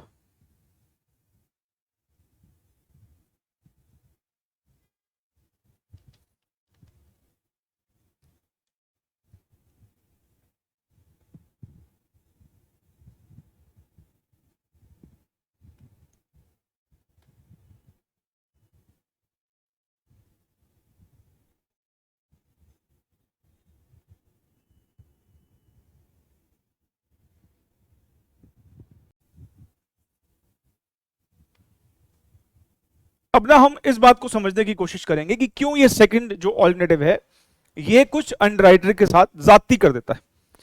अब जो मैं एग्जांपल लूंगा ना उससे आपको बात बहुत बढ़िया से समझ में आएगी। मान लीजिए 3 अंडरराइटर है, पी क्यू आर, ठीक। इन तीनों की ग्रॉस लायबिलिटी मान लीजिए 50,000 शेयर्स की है, इक्वल है, तीनों की इक्वल है, ठीक है। और फॉर्म अंडरराइटिंग की जब बात होती है तो फॉर्म अंडरराइटिंग मान लीजिए सिर्फ पी ने किया है 30,000 का, क्यू और आर की फॉर्म अंडरराइटिंग 0 है। सिर्फ पी ने फॉर्म अंडरराइटिंग शेयर्स लिए हैं 30,000 शेयर्स, क्यू और आर ने एक भी शेयर फॉर्म अंडरराइटिंग के नाम का नहीं लिया। अब आप मुझे बताइए, अगर हमारा पहला वाला ऑल्टरनेटिव हो, जब हम फॉर्म एप्लीकेशंस को मार्क्ड एप्लीकेशंस की तरह ट्रीट करें तो क्या करना चाहिए? सर अगर हम पहले वाले ऑल्टरनेटिव की बात करें तो जिसने जितने शेयर खरीदे हैं उतने माइनस कर दो, बस पी नहीं खरीदे हैं तो पी में से माइनस कर दो, क्यू और आर नहीं खरीदे हैं तो वहां से कुछ माइनस नहीं होगा। मतलब जिसने जितने शेयर दिए उसको उसका उतना बेनिफिट दे दो। जब क्यू और आर ने कोई शेयर ही नहीं खरीदा तो बेनिफिट किस बात का भाई? पी ने खरीदा है तो पी को दे दो, और फिर करते करते आप नेट लायबिलिटी निकाल दो। और जब नेट लायबिलिटी निकल जाए तो उसके बाद में फॉर्म अंडरराइटिंग को जोड़ दो। भाई हमने नेट लायबिलिटी निकाल ली, और नेट लायबिलिटी निकालने के बाद जब ये मान लो नेट लायबिलिटी आ जाती है उसमें हम फॉर्म अंडरराइटिंग को जोड़ देते हैं। कितना फॉर्म अंडरराइटिंग जोड़ दें? जिसने जितने शेयर लिए हैं उतना जोड़ दो। इसने 30,000 शेयर लिए, 30,000 लो भाई, इसको जोड़ने लेने ही इतने पड़ेंगे। इसने नहीं लिए, ठीक है, कोई दिक्कत नहीं, बिल्कुल बढ़िया तरीका है, जस्टिफाइड तरीका है। जिसने जो काम किया उसको वैसा उसको हमने बेनिफिट दे दिया। अब आप समझे, यही क्वेश्चन, यही सेम डिटेल्स, लेकिन अगर हम मान लीजिए फॉर्म एप्लीकेशंस को अगर अनमार्क की तरह ट्रीट करते हैं, अनमार्क की तरह ट्रीट करते हैं तो फिर क्या सिचुएशन बदलेगी? अब देखिए जरा ध्यान से, पी क्यू आर तीनों की ग्रॉस लायबिलिटी कितनी है? Sir 50,000 each. तीनों की ग्रॉस लायबिलिटी कितनी है? 50,000 50,000 50,000। इसमें से क्या माइनस करेंगे? Form underwriting. अब हम कह रहे हैं कि फॉर्म अंडरराइटिंग को ट्रीट करो जैसे आप अनमार्क को ट्रीट करते हो। अनमार्क को कैसे ट्रीट करते हो? ग्रॉस लायबिलिटी के रेशियो में माइनस करके। अब आप मुझे बताइए कितना है form applications total? Sir 30,000 plus zero, इन दोनों तो लिए नहीं, मतलब 30,000 की टोटल एप्लीकेशंस है। सेकंड ऑल्टरनेटिव में पूरे का पूरा 30,000 पी को नहीं देंगे, इस 30,000 को हम ग्रॉस लायबिलिटी के रेशियो में माइनस कर देंगे। भाई इक्वल होगा ना ग्रॉस लायबिलिटी का रेशियो, 50-50-50, 1:1:1। तो 30,000 को 1:1:1 के रेशियो माइनस करेंगे तो 10,000 यहां से माइनस होगा, 10,000 यहां से माइनस होगा, और 10,000 यहां से माइनस होगा। अब आप मुझे बताइए, क्या क्यू और आर ने फॉर्म अंडरराइटिंग के कोई शेयर खरीदे हैं? नहीं खरीदे, फिर भी उसको बेनिफिट दे दिया। बेचारा पी जिसने 30,000 शेयर लिए हैं, आप देख के बताइए क्या बेचारे की आत्मा नहीं दुखेगी? पी जो है वो कहेगा यार खरीदे मैंने शेयर, 30,000 बेचारे अकेले पी ने खरीदे, लेकिन उसका 20,000 निकाल के 2 अंडरराइटर में बांट दिया गया, 10,000 क्यू को दे दिया, 10,000 आर को दे दिया। तो क्या पी जो बेचारा है उसको परेशानी नहीं होगी? बिल्कुल हो रही होगी। और प्रॉब्लम देखो क्या है, यहां तक बात खत्म नहीं होती ना। आपने मान लो नेट लायबिलिटी निकाल दी, नेट लायबिलिटी निकालने के बाद जब आप अब लायबिलिटी दोगे फॉर्म अंडरराइटिंग की, तो इस बार पता क्या कह रहे हो? क्या जोड़ोगे? जो शेयर जिसने खरीदे हैं वही जोड़ो। बात तो ये बिल्कुल सही है। ये 30,000 शेयर अकेले किसने लिए हैं? पी ने। क्यू और आर ने तो जब कोई शेयर लिए ही नहीं तो क्या क्या जोड़ेंगे फिर? तो इसका मतलब टोटल लायबिलिटी निकालने के लिए हम पी को कहेंगे तू 30,000 शेयर ले, भाई तूने बोल लिए ही इतने, लेकिन जब तुझे ऊपर बेनिफिट देने की बात आएगी ना तो जितना तूने खरीदा है उतना बेनिफिट नहीं देंगे। बेनिफिट बेचारे को 1/3 दिया। अब आप ना दोनों में डिफरेंस समझ पा रहे हैं, क्योंकि मैंने यहां पर फॉर्म अंडरराइटिंग सिर्फ एक की रखी, क्यू और आर की मैंने फॉर्म अंडरराइटिंग 0 कर दी, एक ही की फॉर्म अंडरराइटिंग रखी। तो अब इस एग्जाम्पल की मदद से आपको बात समझ में आई होगी कि क्या फर्क पड़ रहा है। पहला वाला तरीका बिल्कुल जस्टिफाइड तरीका है, जो जैसा काम करेगा उसको वैसा बेनिफिट दे दिया जाएगा, जिसकी जितनी मेहनत उस हिसाब से उसको दे दिया गया। पहले वाले तरीके में पी ने 30,000 शेयर खरीदे हैं, तो बेचारे को 30,000 पूरे का पूरा बेनिफिट दे दिया, उसके बिल्कुल लायबिलिटी हमने रिड्यूस कर दी 30,000 से। और लास्ट में जब हमने कहा भाई तेरी अब टोटल लायबिलिटी निकालनी है, तो 30,000 जोड़ दिया, कोई दिक्कत नहीं आई। लेकिन जब हम उसको अनमार्क्ड एप्लीकेशन की तरह ट्रीट करते हैं, हमने कहा अब लेकिन हमें थोड़ा सा ध्यान रखना है कि अब क्या गलती हो रही है हमसे। गलती क्यों, मतलब दिक्कत तो है इस बार मेथड में। 30,000 शेयर पी ने खरीदे, लेकिन माइनस हम कितना कर रहे हैं उसका 10। उसका जो 20,000 और था उसका बेनिफिट हमने दूसरे अंडरराइटर में बांट दिया, क्योंकि ग्रॉस लायबिलिटी के रेशियो में देना है, तो 1:1:1 के रेशियो में बांट दिया। जब बेनिफिट देने की बात आई तो पी को बेनिफिट 10 का दिया, लेकिन जब बर्डन देने की बात आई, मतलब जब उसकी टोटल लायबिलिटी निकाली गई, तो जोड़े 30,000 गए। जोड़े हमने 10 नहीं है, जोड़े अब 30,000 है, क्योंकि लिए ही उसने 30,000 है। सिंपल सी बात ये। तो आप जरा सोचिए, जिस अंडरराइटर ने ज्यादा फॉर्म अंडरराइटिंग करी है अपने ग्रॉस लायबिलिटी के रेशियो के कंपैरिजन में, उसके साथ यहां पर ज्यादती होती है। आप देखिए 10,000 माइनस किया, लेकिन जोड़ा कितना 30। कहीं ना कहीं हमने उस अंडरराइटर का बेनिफिट दूसरे लोगों में दे दिया, दूसरे अंडरराइटर में दे दिया। पी और क्यू और आर तो खुश है, क्यू और आर तो खुश है क्योंकि मुफ्त का मिला है, इनकी खुद की तो फॉर्म अंडरराइटिंग थी नहीं। अच्छा, इसके पीछे लॉजिक क्या है, ऐसा होता क्यों होगा? देखो, जो सेकंड ऑल्टरनेटिव के प्रोपोनेंट हैं या कहें सपोर्टर हैं, वो ये बोलते हैं कि अंडरराइटर ने फर्म अंडरराइटिंग के शेयर्स पब्लिक कैपेसिटी में कंपनी से डायरेक्टली खरीदे हैं। फिर से बोलता हूं, जो ये बात मानते हैं कि इसको अनमार्क की तरह ट्रीट करना चाहिए, वो लोग ये कहते हैं कि अंडरराइटर ने पब्लिक कैपेसिटी में कंपनी से डायरेक्टली शेयर खरीदे हैं। और ऐसी एप्लीकेशंस जो कंपनी के पास पब्लिक से डायरेक्टली आती है, उसको क्या बोल देते हैं? अनमार्क्ड। ठीक है, तो दूसरे तरीके के जो सपोर्टर है वो ये बात बोलते हैं क्योंकि अंडरराइटर ने पब्लिक कैपेसिटी में ये शेयर डायरेक्टली कंपनी से खरीदे हैं, इसलिए इसको अनमार्क ट्रीट करें। और पहला वाला तरीका क्या था? भाई देखो, अंडरराइटर ने खुद खरीदे हैं माना, लेकिन उनके पास अपने फॉर्म भी तो होंगे ही ना, स्टैंप लगे हुए, खुद के स्टैंप लगे हुए, खुद के स्टैंप लगे हुए जो है भिजवा देंगे कंपनी को। तो मार्क ट्रीट करने का भी एक लॉजिक है। ज्यादा लॉजिकल कौन सा है? ज्यादा लॉजिकल तो पहले वाला ही है, क्योंकि वहां पर हम बिल्कुल जस्टिफाइड तरीके से बेनिफिट दे रहे हैं, जो जितना ले रहा है उसको उतना माइनस कर देंगे लायबिलिटी, और बाद में बर्डन देते वक्त भी उतना ही ऐड करेंगे जितना उन्होंने शेयर्स लिए हैं। लेकिन अनमार्क्ड एप्लीकेशन जब ट्रीट करते हैं, बेनिफिट कुछ को ज्यादा मिल जाता है, लेकिन जब बर्डन देने की बात आती है तो फिर जिसने जितने खरीदे होते हैं उतना ही हम शेयर देते हैं। तो ये थोड़ा सा एक यहां पर है जो है प्रॉब्लम हो जाती है। इसलिए हम कहते हैं कि सेकंड ऑल्टरनेटिव जो है खुद से कभी नहीं फॉलो करेंगे। ये हम तभी फॉलो करेंगे जब हमें एग्जाम में क्वेश्चन फॉलो करने के लिए बोलेगा, अदरवाइज नहीं।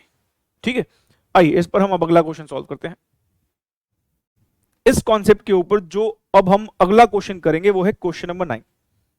क्वेश्चन नंबर 9 जो है एक पुराना सीए एग्जाम का क्वेश्चन है, ऑफ कोर्स हमारे एग्जाम में आ ही सकता है। और इस कॉन्सेप्ट के ऊपर जो हम सीएस एग्जाम का क्वेश्चन करेंगे वो करेंगे क्वेश्चन नंबर 10। ये देखोगे ना, क्वेश्चन नंबर 10 जो है वो ये हमारे एग्जाम्स का है। तो टोटल 3 क्वेश्चन हमें करने हैं इस कॉन्सेप्ट के ऊपर।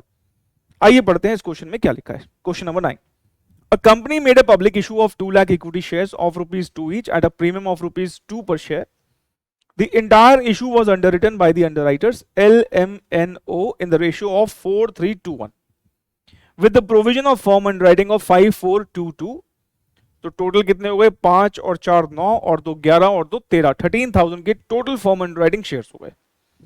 Company received application for 1,50,000 shares excluding form underwriting. कह रहा है टोटल अब एप्लीकेशन हमें कितनी रिसीव हुई है एक्सक्लूडिंग फॉर्म? 1.5 लाख। और लिखा भी है कि पब्लिक से रिसीव हुई है। ऑफ कोर्स पब्लिक से तो हमें कौन सी रिसीव होती है? मार्क्ड और अनमार्क्ड ही होती है। तो इस 1.5 लाख में मार्क्ड अनमार्क्ड दोनों है, out of which 55 40 42 8 were marked in favour of LMNO respectively. मतलब मार्क्ड एप्लीकेशन आपको दे रखी है, तो हम 1.5 लाख एप्लीकेशन में से मार्क्ड एप्लीकेशंस का टोटल माइनस कर देंगे तो अनमार्क्ड एप्लीकेशन आ जाएगा। Calculate the liability of each underwriter. Liability word बोलेगा तो क्या मानना है आपको? Total liability.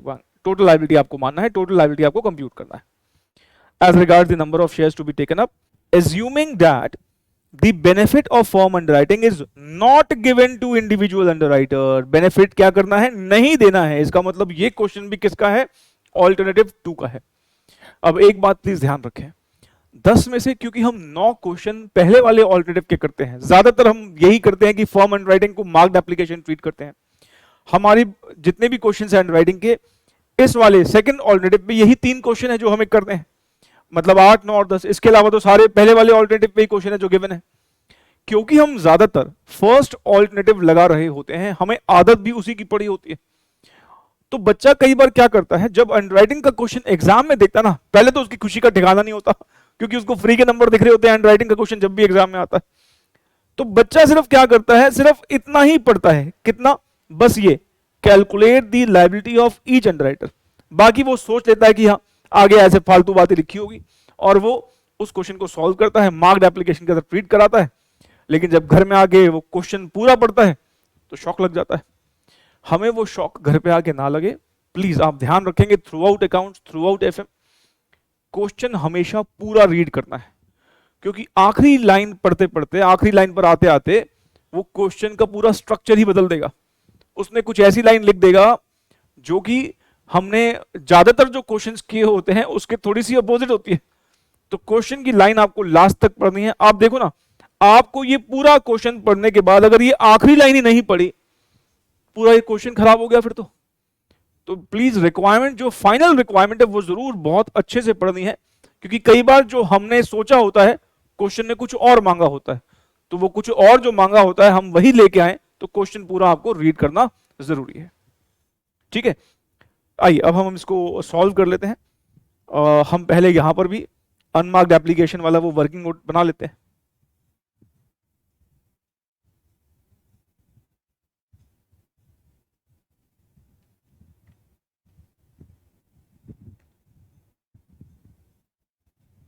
Calculation of unmarked applications.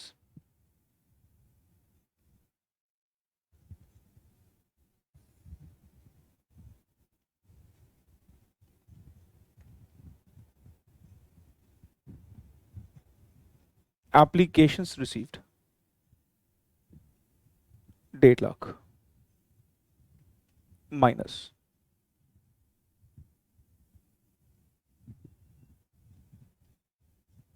marked applications।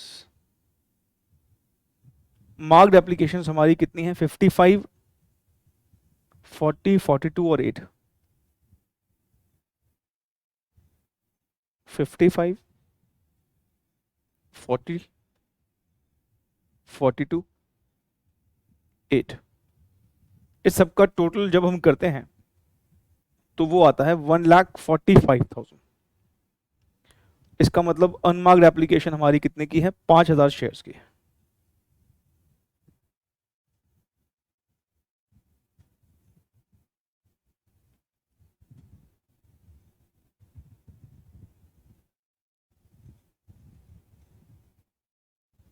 ठीक है ना?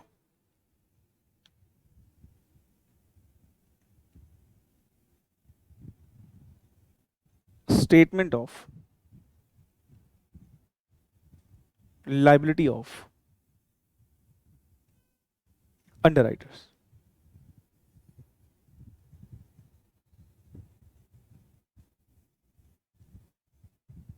पर्टिकुलर्स कितने अंडरराइटर हैं? एल है, एम है, एन है और ओ है। 4 अंडरराइटर हैं टोटल।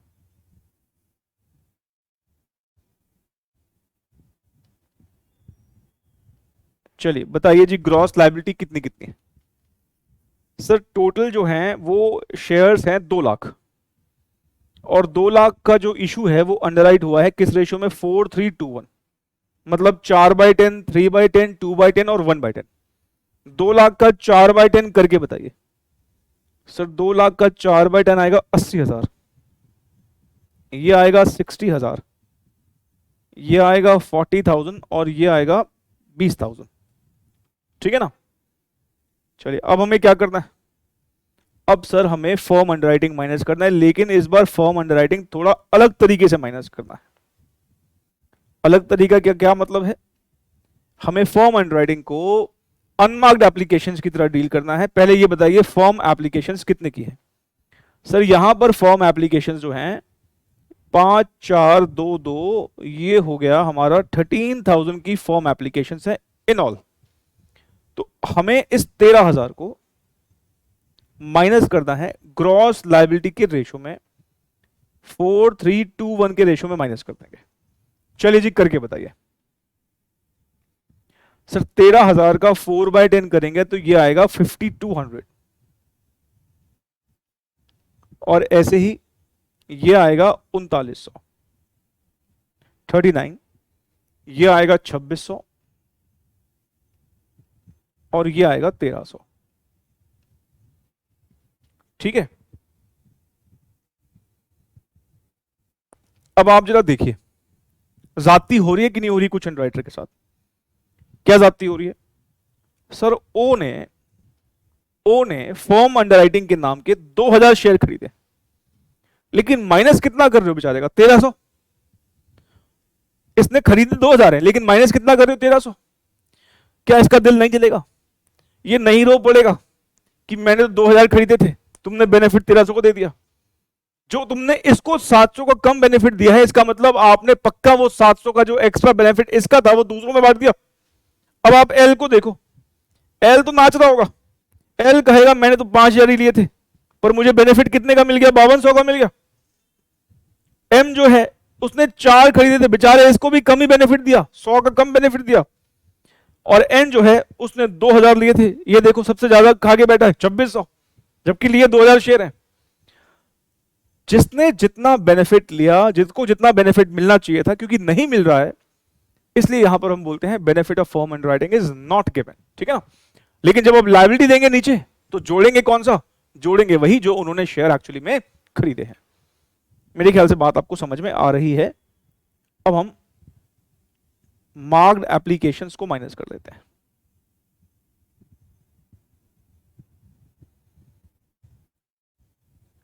मार्क्ड एप्लीकेशंस है 55, 40, 42, 8। 55, 40, 42,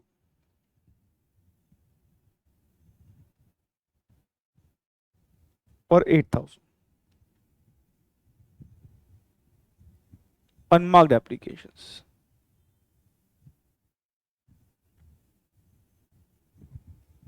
$5000 को बांट देंगे ग्रॉस लायबिलिटी के रेशियो में। चलिए जी बांट के बताइए कितना कितना आता है। सर 5000 का 4/10 करेंगे तो 2000 आएगा, 3/10 करेंगे 1500 आएगा, ये 1000 आएगा, और ये 500 आएगा। देखिए भाई किसी का सरप्लस सरप्लस आ रहा है क्या? हाँ सर सरप्लस आ रहा है। किसका सरप्लस आ रहा है भाई? एन का आ रहा है। चलो ऐसा करो, आप एक एक करके ना सबका बैलेंस बताओ। पहले आप एल का बैलेंस बताओ। सर जो एल का बैलेंस है वो आ रहा है 17,800, 17,800 आ रहा है। ठीक है, अब एम का बताओ। सर एम का आ रहा है 14,600, और ऐसे ही जो एन है उसका सरप्लस है। कितना सरप्लस है? 5600 का सरप्लस है। और ओ जो है उसका 10,200 की पॉजिटिव लायबिलिटी आ रही है फिलहाल। अब हमें क्या करना होता है? सर अब हम इस सरप्लस को डिस्ट्रीब्यूट कर देंगे। सरप्लस डिस्ट्रीब्यूटेड, और कैसे डिस्ट्रीब्यूट करेंगे? इस 5600 को हम एल, एम और एन को बांट देंगे। किस रेशो में? उनकी ग्रॉस लायबिलिटी की रेशो में। और उनका ग्रॉस लायबिलिटी का रेशो क्या है? 4:3:1। ध्यान रखें 4:3:1 है। 4/10, 3/10, 1/10 मत कर देना। 4/8, 3/8 और 1/8 करके बताइए। 5600 का 4/8 करिए पहले, कितना आता है? सर 5600 का 4/8 आ रहा है 2800। ऐसे ही 3/8 आ रहा है 2100। और ये 5600 तो प्लस ही हो जाएगा बिकॉज इसको जीरो करना है, और ये आ जाएगा 700। अब क्या सबका पॉजिटिव आ रहा है कि किसी का फिर से नेगेटिव आ रहा है? नहीं सर, सबका पॉजिटिव हो गया। सबका पॉजिटिव होने का मतलब है हम क्या करेंगे, यहां पर नेट लायबिलिटी लिख देंगे। तो 17,800 में से 2800 को माइनस करेंगे तो 15,000 नेट लायबिलिटी हमारी एल की आ जाएगी। इसकी नेट लायबिलिटी आ रही है 12,500, इसकी जीरो हो गई और इसकी हो गई 9,500। अब ध्यान रखें ये कौन सा केस है, ये सेकेंड ऑल्टरनेटिव है और हम अब फॉर्म अंडरराइटिंग को जोड़ेंगे। फॉर्म अंडरराइटिंग को ध्यान से जोड़ना है, ऊपर से नहीं चिपका देना है। जो ऊपर माइनस किया है यहां ध्यान रखें वो ऐड नहीं होता, क्योंकि वो शेयर नहीं खरीदे उन्होंने। जो हमने ऊपर माइनस किए हैं उन्होंने वो शेयर नहीं खरीदे हैं।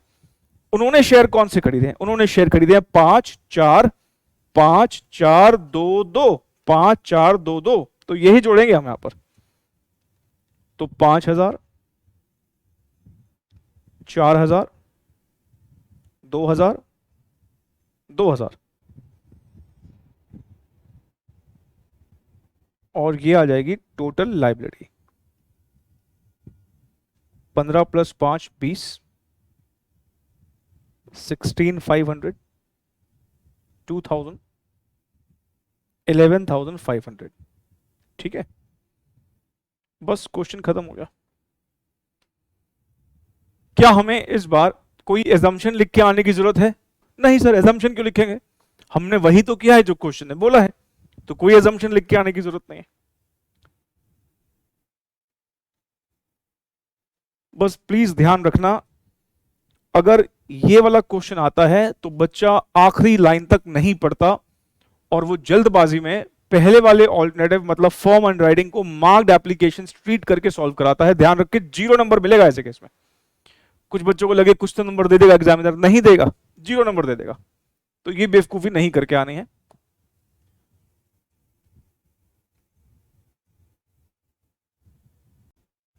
चलिए ऐसा करते हैं, हम अपना आखिरी वो क्वेश्चन भी कर लेते हैं इस कॉन्सेप्ट का जो हमारे इंस्टीट्यूट ने पास में पूछा हुआ है, वो है क्वेश्चन नंबर 10।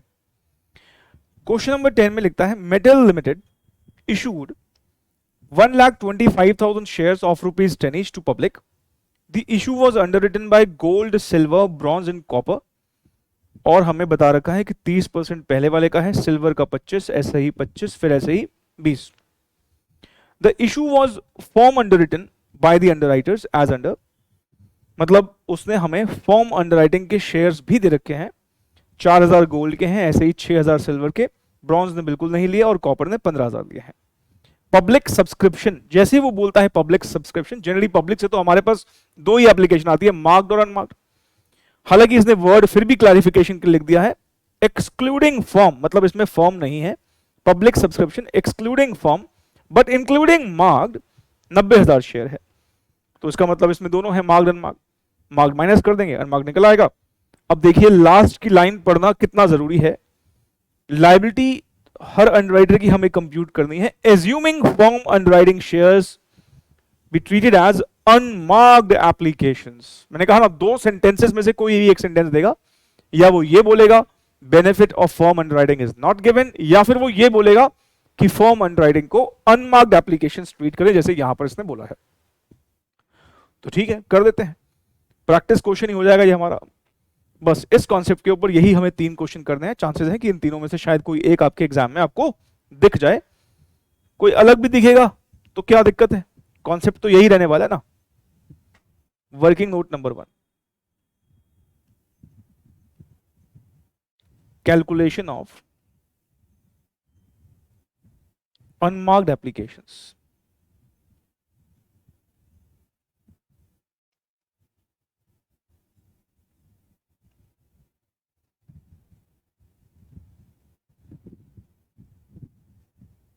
एप्लीकेशंस रिसीव्ड, कितनी एप्लीकेशन रिसीव हुई है हमको यहां पर? 90,000 की।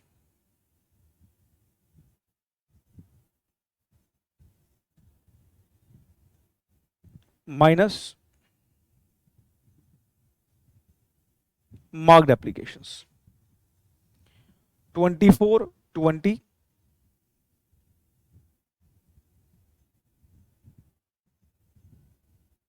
Plus 12 plus 24। जरा जोड़ देना, इसका टोटल कितना आ रहा है? सर इसका टोटल आ रहा है 80,000 आ रहा है। ठीक है जी। तो हमारी अनमार्क्ड एप्लीकेशंस 10,000 की होती है।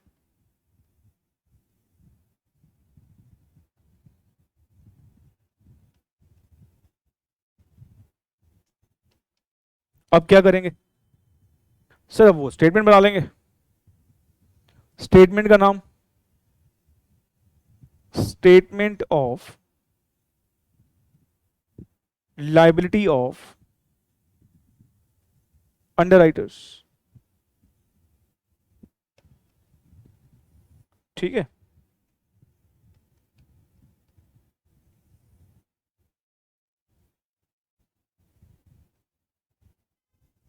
पर्टिकुलर्स।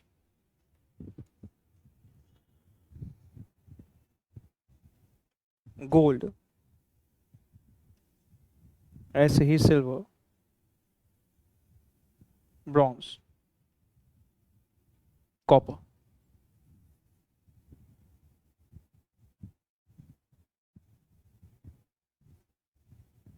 Gross liability. चलिए बताइए, 30%, 1,25,000 का हमारा टोटल इशू है। 30% जो है गोल्ड की हमारी ग्रॉस लाइबिलिटी है, तो ये आएगा 37,500। अगला है 25%, तो ये है 31,250। ये भी 31,250 आएगा। और लास्ट वाले की है 20%, तो ये आ जाएगा 25,000।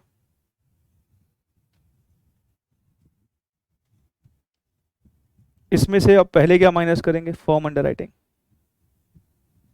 लेकिन कैसे माइनस करेंगे? अनमार्क की तरह। और अनमार्क की तरह मतलब ग्रॉस लाइबिलिटी के रेशियो में। फॉर्म अंडर राइटिंग का टोटल कितना बेटर है? 4 प्लस 6 10 प्लस 0 10 प्लस 15, 25,000 का फॉर्म एप्लीकेशन हो गया। तो 25,000 की जो फॉर्म एप्लीकेशन है उसको हम माइनस कर देंगे 30:25:25:20 के रेशियो में, है ना? चलिए मुझे अब बताइए कितना आ रहा है ये। सर 25,000 का अगर हम 30% करते हैं तो ये आता है 7,500। ऐसे ही ये आता है 6,250, ये भी आता है 6,250, और आखिरी वाला आता है 5,000। ठीक है। अब आप मार्क्ड एप्लीकेशंस माइनस कर दो।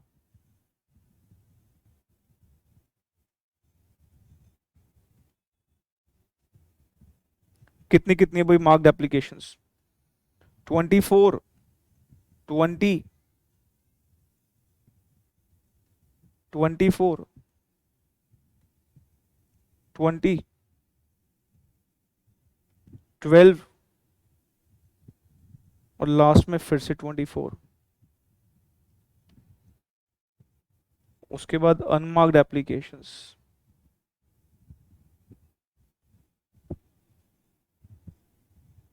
ये तो 10,000 ही आई है। 10,000 को हम माइनस कर देंगे फिर से वही ग्रॉस लाइबिलिटी के रेशियो में। तो 30:25:25:20, तो ये 3,000 हो जाएगा। 2,500, 2,500, 2,000। चलिए अब एक एक करके मुझे बताते जाइए, क्योंकि मेरे ख्याल से कॉपर का जो है ना साफ साफ दिख रहा है। 24 और 5 29, तो यही हो गया 31। साफ साफ दिख रहा है कि कॉपर का नेगेटिव आ रहा है, तो इसका मतलब मुझे बैलेंस ही लिखना पड़ेगा, क्योंकि सरप्लस आ रहा है ना? सबका पॉजिटिव आता है तो फिर तो इसको सीधा ही नेट लायबिलिटी लिख देते हैं। लेकिन यहां पर सबका सरप्लस, एक का सरप्लस है, सबका बैलेंस नहीं आ रहा है, मतलब सबका पॉजिटिव नहीं आ रहा है, एक का नेगेटिव है। तो बैलेंस कितना आ रहा है भाई? ये वाला पहले वाले गोल्ड का बताओ पहले। सर गोल्ड का आ रहा है 3,000। सिल्वर का सर 2,500 आ रहा है। ब्रॉन्ज का आ रहा है 10,500। और इसका 6000 नेगेटिव आ रहा है।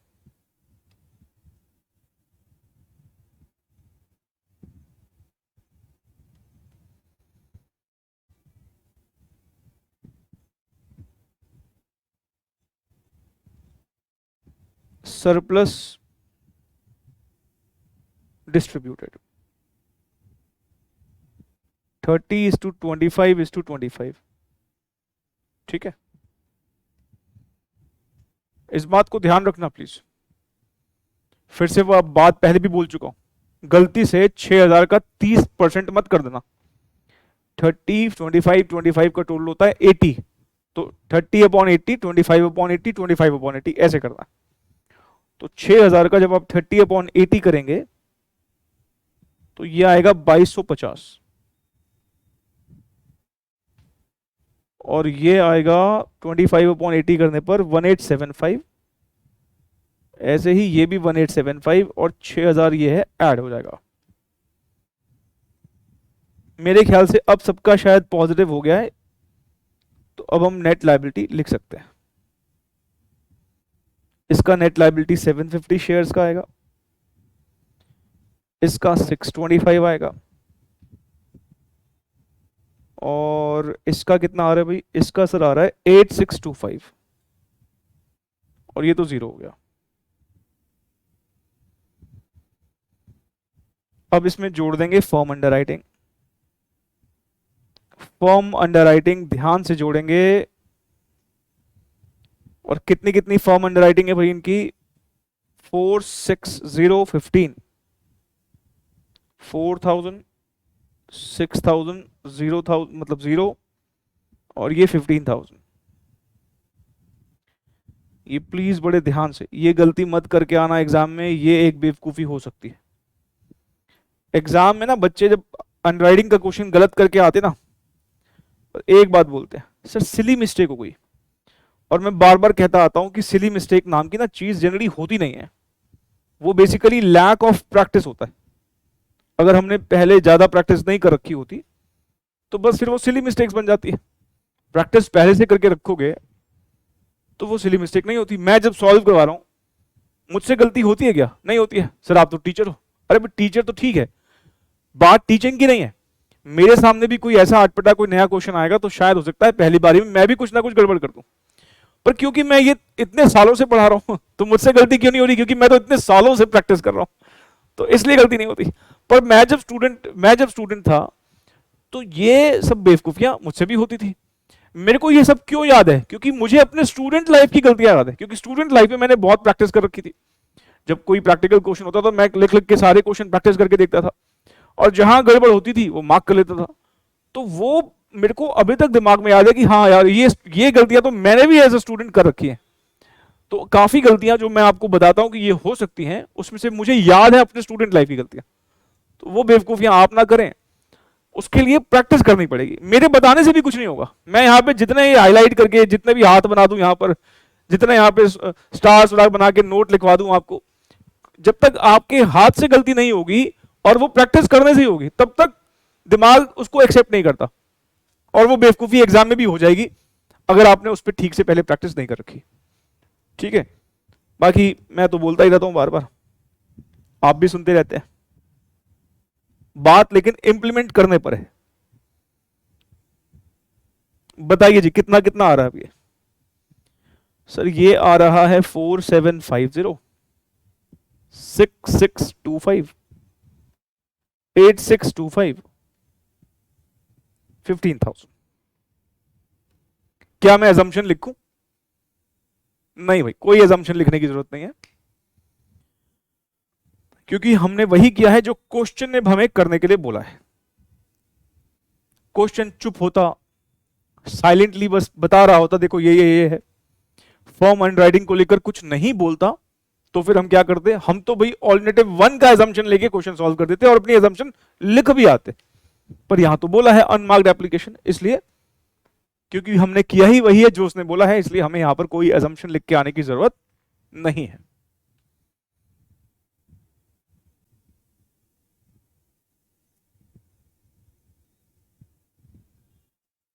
चलिए अब ना आप एक काम करें, हमने जहां से ये 3 क्वेश्चंस करना शुरू किए थे 8, 9 और 10, ये हमने ऐसे कुछ एक हेडिंग डाली थी कि भाई हम अब जो क्वेश्चंस करेंगे वो ऑल्टरनेटिव 2 पर है ना। तो आप क्या करें, ऐसे ना यहां पर ऐसे एक हाईलाइट करके लिख लीजिए कि हमने इस कॉन्सेप्ट के ऊपर कौन कौन से क्वेश्चंस किए हैं, 8 नंबर, 9 नंबर और 10 नंबर। ठीक, तो जब आप कभी रिवीजन करेंगे तो आपको समझ में आ जाएगा कि इस कॉन्सेप्ट के ऊपर हमने 3 क्वेश्चन सॉल्व किए हैं।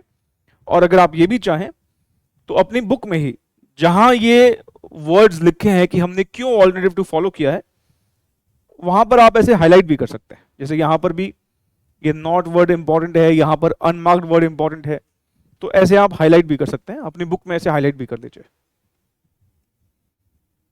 ठीक है, तो ये लिख लिया है आपने 8, 9, 10। तो अब हम फाइनली कह सकते हैं कि हमारा फर्म अंडरराइटिंग को लेकर जो कॉन्सेप्चुअल डिस्कशन है वो होता है खत्म। अगली क्लास में हम कुछ नए कॉन्सेप्ट देखेंगे अंडरराइटिंग के। तो आप प्लीज रिवीजन करते रहिए, प्रैक्टिस करते रहिए। मिलेंगे हम अगली क्लास में। Thank you so very much, take care.